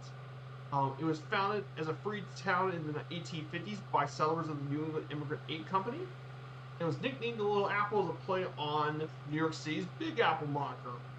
And it's most famous for being the home of Kansas State University as a distinct college town atmosphere. And one of those centers of culture is at Aggieville, which is full of many stores, bars, and live bands. Downtown Manhattan is an anchor for live entertainment in the city. Of course, most notably, the culture of this place is affected by Kansas State University, especially during football games.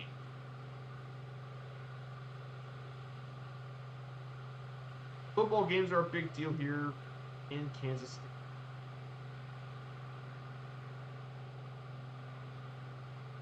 And of course, our second stop is going to be at Manhattan Regional Airport.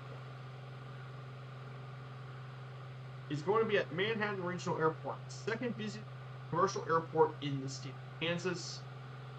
And it began construction in 1939, completed in 1940. And since the 50s, it's been served by several airlines.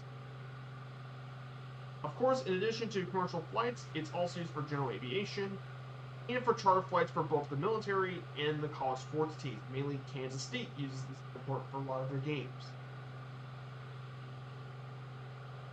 It mainly Airport mainly flies to Dallas, and Chicago O'Hare are its two main flight destinations out of Manhattan. A large aircraft to land here is the 767. Has landed here too. Yeah, pretty cool stuff. And the most important tenant is the Kansas State University Flying. Yeah, pretty. So right ahead of us is Fort Riley. This was a pretty important military base. Fort Riley, if you don't know, is one of the major areas for training. It's mainly garrisons the 1st Infantry Division. Been around since the First World War. The Big Red One is stationed here, Fort Riley.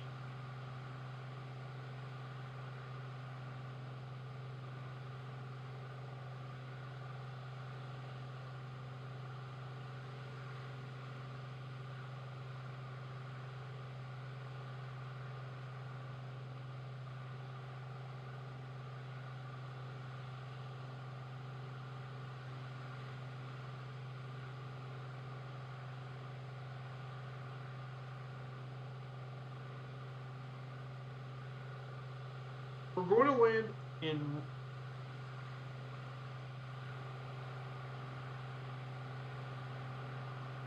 we're going to land at runway 03. That's where we're going to go land here, and we'll prepare for the last leg over to Lawrence. We'll fly through downtown Manhattan, Topeka, and Lawrence, Kansas. We're just about 75 nautical miles from our last stop. We're getting very close to completing the rest of this.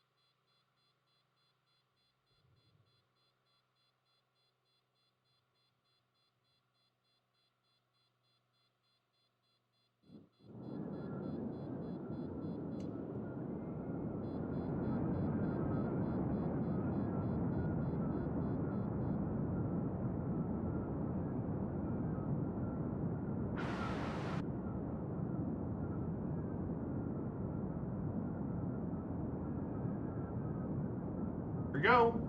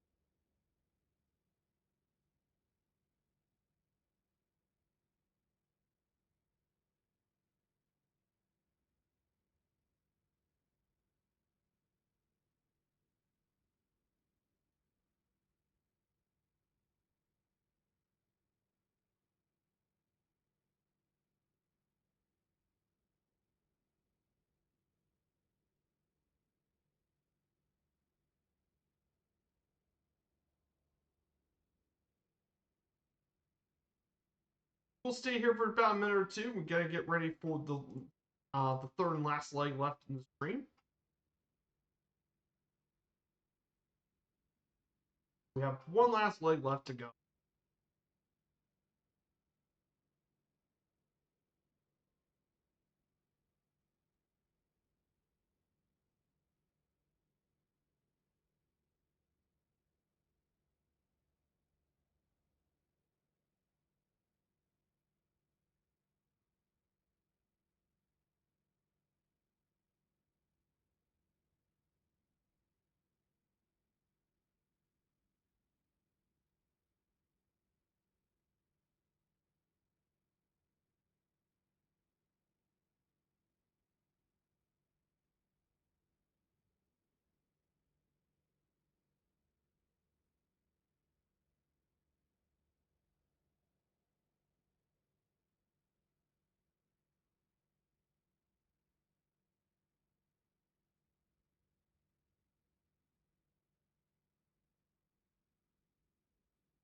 So we'll prepare for the last leg over to.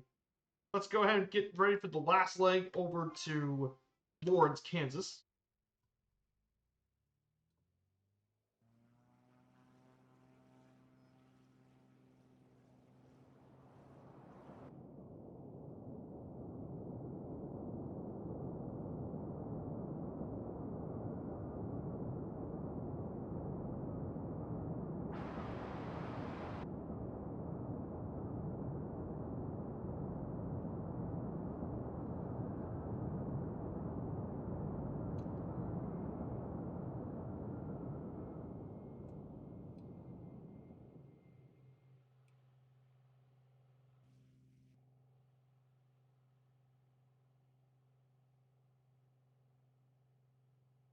So our cruise altitude for this one's going to be 2,000 feet. We're going to go. We're going to go 2,000. We're going to go 2,500 feet.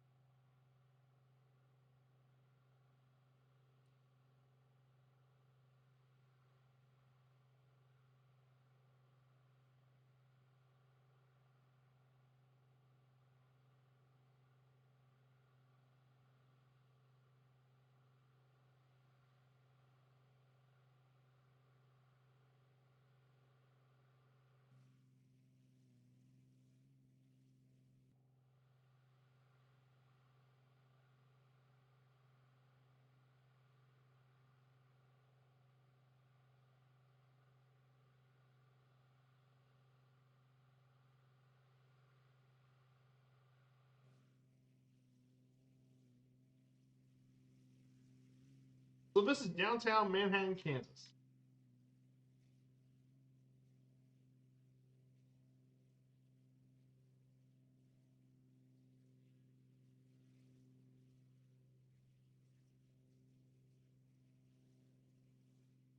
Now here's Kansas State, Kansas here. Kansas State University, home of the Wildcats.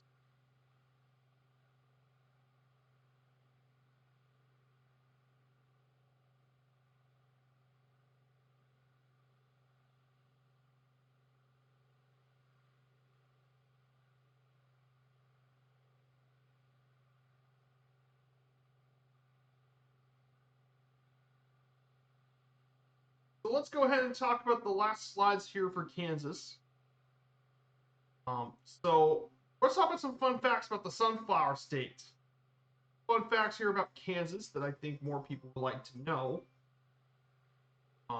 One interesting fun fact about Kansas was that in Cawker City, there's a ball of twine that measures more than 38 feet in circumference and weighs more than 16,000 pounds, and it's still growing. Yes, it is still growing, though. The ball of twine. Not kidding. That's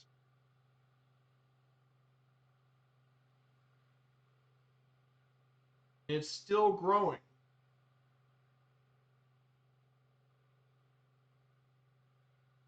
Yeah, it's a massive ball of twine.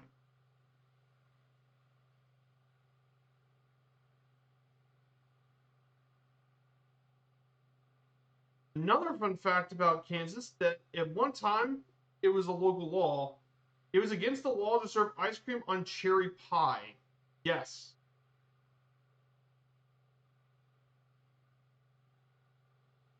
Yes, that is an actual law back in the day.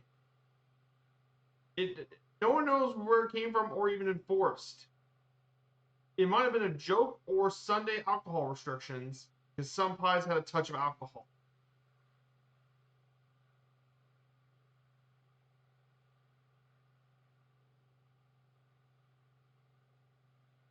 And it might have something to do with the fact um, that is because of the abolitionist movement of alcohol that caused all to happen. The next state law, next fun fact is that Kansas inventors, some famous inventors in Kansas include Almond Stoger, who invented the dial telephone in 1889, William Purvis and Charles Woodson of Goodland. They actually invented the helicopter, and Omar Kindick of Coffeyville, who invented the first frozen carbonated drink machine in 1961. So yes, there are several inventions that people take for granted were actually invented here in Kansas. Fort Riley, between Johnson City and Manhattan, was the cradle of the U.S. cavalry for 83 years. George Custer,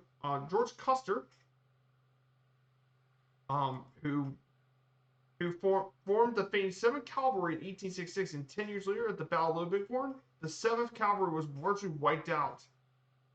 And the only survivor of that troop was a horse named Comanche. And finally, in 1990, Kansas wheat farmers produced enough wheat to make 33 billion loaves of bread, or provide each person on Earth with 6 loaves of bread.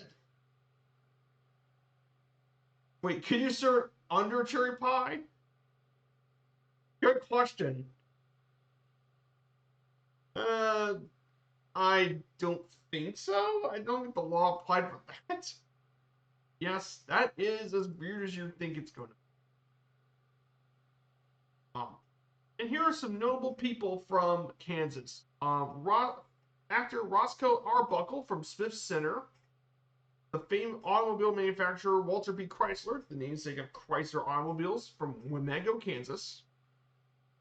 From Fort Scott, you have the Secretary of Defense Clark Gifford. Of course, maybe possibly one of the most famous people from Kansas, from Atchison, the one, the only, the Amelia Earhart herself. You have Milton S. Eisenhower, very famous educator from Abilene. Um, and if you think of, and yes, the Eisenhower name, he's actually not just any relative, he's actually the younger brother and advisor to U.S. President Dwight D. Eisenhower. So yes, that's how the Eisenhower nickname came. Politician Carl Hatch, Kerwin, actor Dennis Hopper from Dodge City, of course, from Humboldt is the legendary pitcher Walter Johnson. And if any baseball fans should probably know about Walter Johnson from Little Humboldt. He's considered to be one of baseball's greatest pitchers, and has held many records that are still unbroken even after 9 decades. Won over 400 games, struck out 3,500 people, 110 shutouts.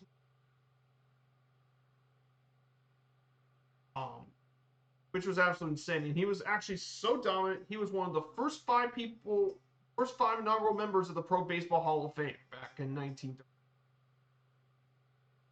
Actor Harold Lloyd from Bouchard, well-known poet Edgar Lee Masters, Garnett, and finally Wichita's home to the famous football player Barry Sanders of the Detroit Lions. So that concludes some of the famous people from Kansas.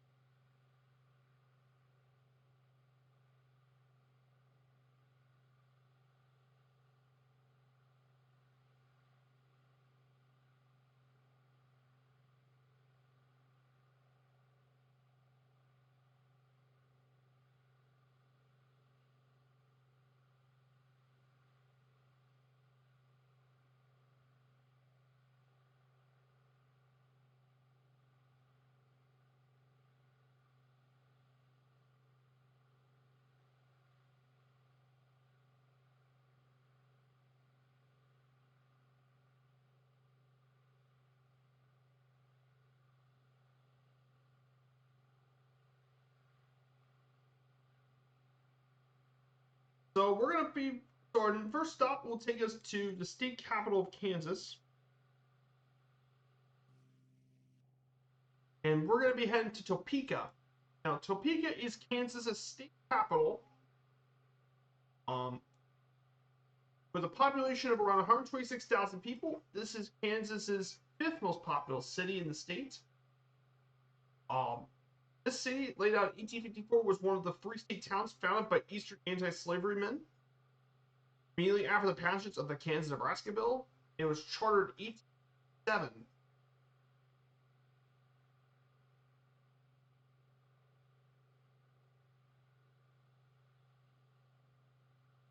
One of the most interesting things about Topeka was the fact this city was internationally well known for the landmark case Brown v. Board of Education of Topeka in 1954, which eventually was overturned the previous Plessy v. Ferguson ruling. It declared racial segregation in public schools to be unconstitutional. Of course, the city's namesake actually came from the Kansa Osage word, meaning the place where we dig potatoes, or a good place to dig potatoes as well. But of course, Topeka is also well known for some of its point of interest. In fact, you could find the Brown v. Board of Education site, which is located of the school. It's located around the Monroe Elementary School, where it took place here in Topeka. You also have the Kansas Museum of History. You have the Combat Air Museum in Forest Field, which is Topeka Regional. And of course, the Topeka Zoo are some of the well-known, which is home to the first golden eagle in captivity, and the first zoo in the nation to have an indoor rainforest. Are some notable places here in Topeka, Kansas.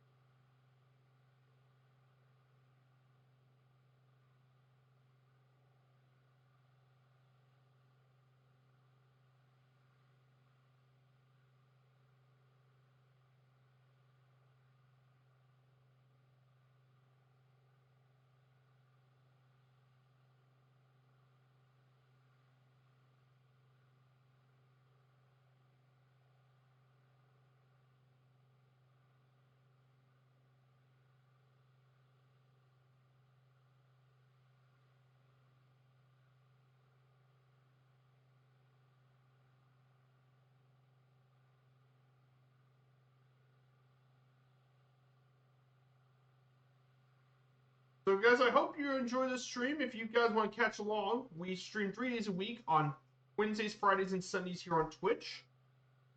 We'll be back on Sunday in West Virginia. We'll be taking the regular arrow for a spin.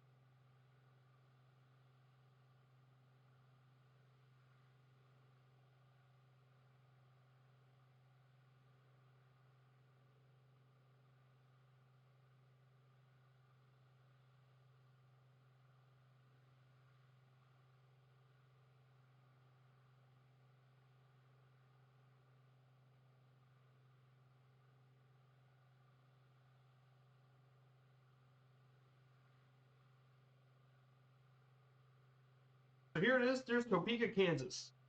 Step ahead of us.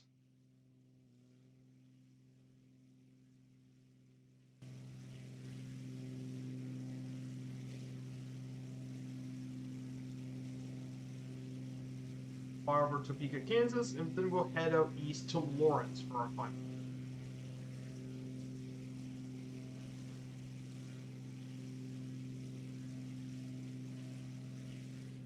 Yeah, I do like this Turbo Arrow. She is a lot.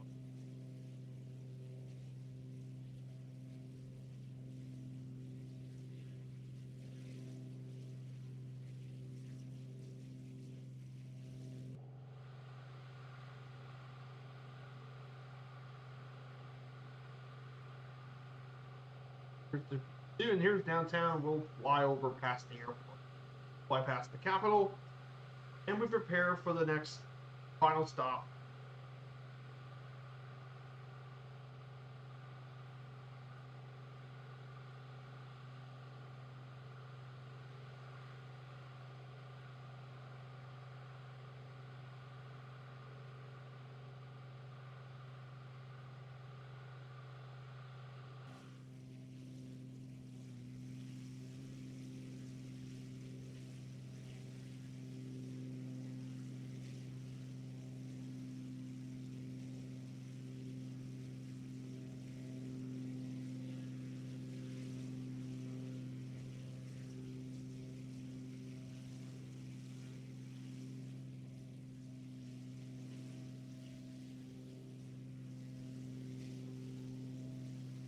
Here it is, Topeka, Kansas, and here's the state capitol building. Well, this is our state capitol building. Let's go ahead and get ready for the last slide for today's stream. We'll prepare for the last slide. Our last slide for today is Lawrence, Kansas. Population 94,000 people. This is a very well-known college town, home to two different universities: the University of Kansas, the largest university in the state, and the Haskell Indian Nations University. It founded in 1884 for a boarding school for a lot of Native kids, and it developed into a U.S. Bureau of Indian Affairs University for a lot of Native tribes. And apparently, this university is interesting because it is the oldest continuing operating federal school for American Indian tribes. And it was served members of the Native American tribes in the country. And there's about 140 tribal nations and Alaska Native communities represented at the university, which is pretty cool. Having all these, having all this stuff as well, serve the Native tribes.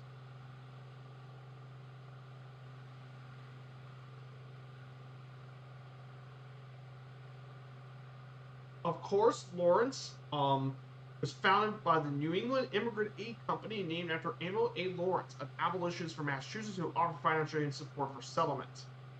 Lawrence was a very central part of the Bleeding Kansas period and the site of multiple standoffs and conflicts, including the sacking of Lawrence in 1856, and it was also the site of the Lawrence Massacre in the Civil War. It began as a series of free state politics and diversified ever since to main industries, including agriculture, manufacturing, and education, especially with the University of Kansas. Of course, you all know a big part about Lawrence, Kansas, a big part about the city, is that Lawrence is a major center for a thriving arts and music scene, as the most vital music scene between Chicago and Denver. It's home to many artists and record labels, most notably the band Kansas itself. And of course, sports. University of Kansas sports is the main deal here, especially for Kansas basketball, winning 6 national championships. And Kansas basketball is a very rich tradition here. And it's a very rich tradition here in the state.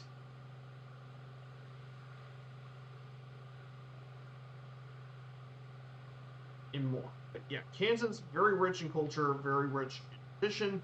It's not really a surprise.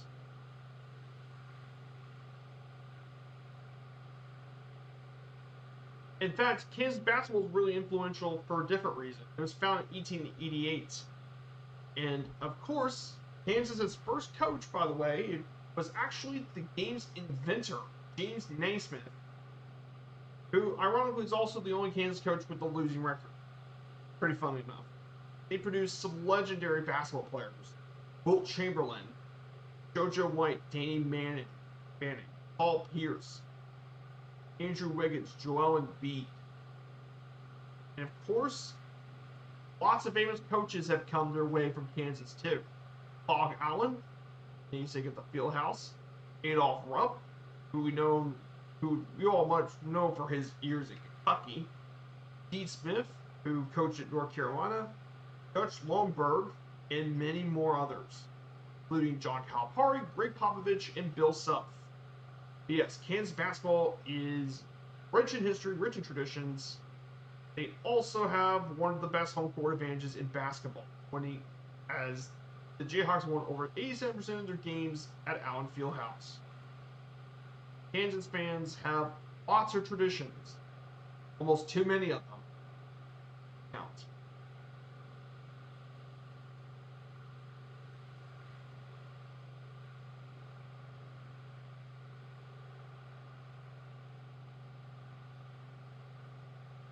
Yes. So, big deal here. That's why if you ever want to visit basketball in the United States, there's not many places better to watch basketball in the country than Kansas.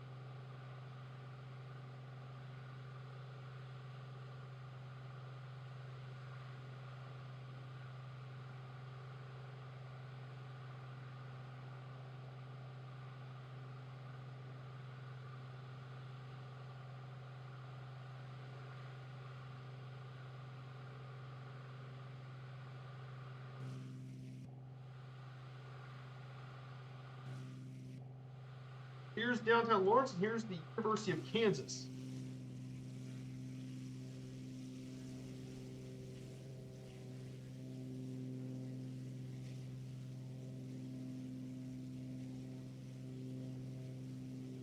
And their airport isn't that far behind. Here's the University of Kansas.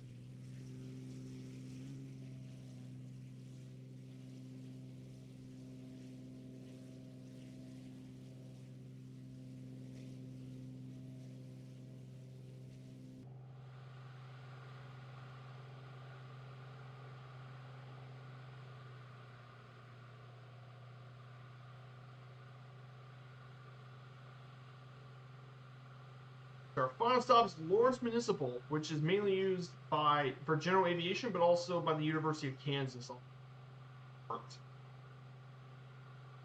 It's mainly used for general aviation purposes. It's GA.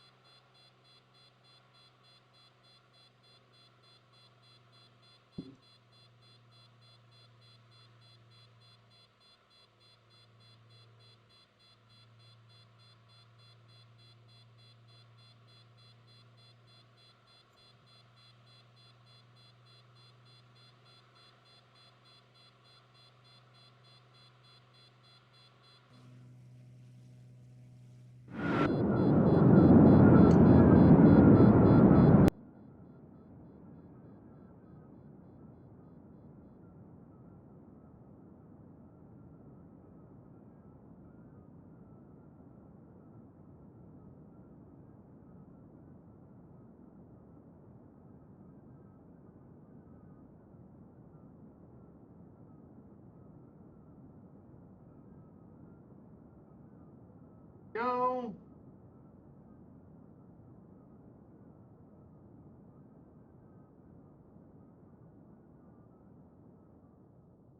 And we're down.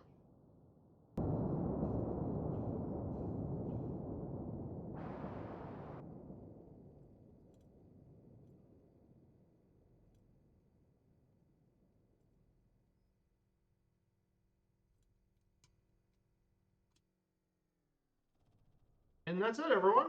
Welcome to Lawrence, Kansas. So that's it, everyone. I hope you all enjoyed your today's stream. I know it's been pretty crazy to think about here today in beautiful Kansas. So we'll be back on Sunday in West Virginia. We'll see you back in Morgantown. So we're gonna go ahead and say hello to Okando. We're gonna check out his channel today. So I hope you all have a great rest of your week. And see you all soon. Take care, everyone, and have a fantastic rest of the week. Goodbye.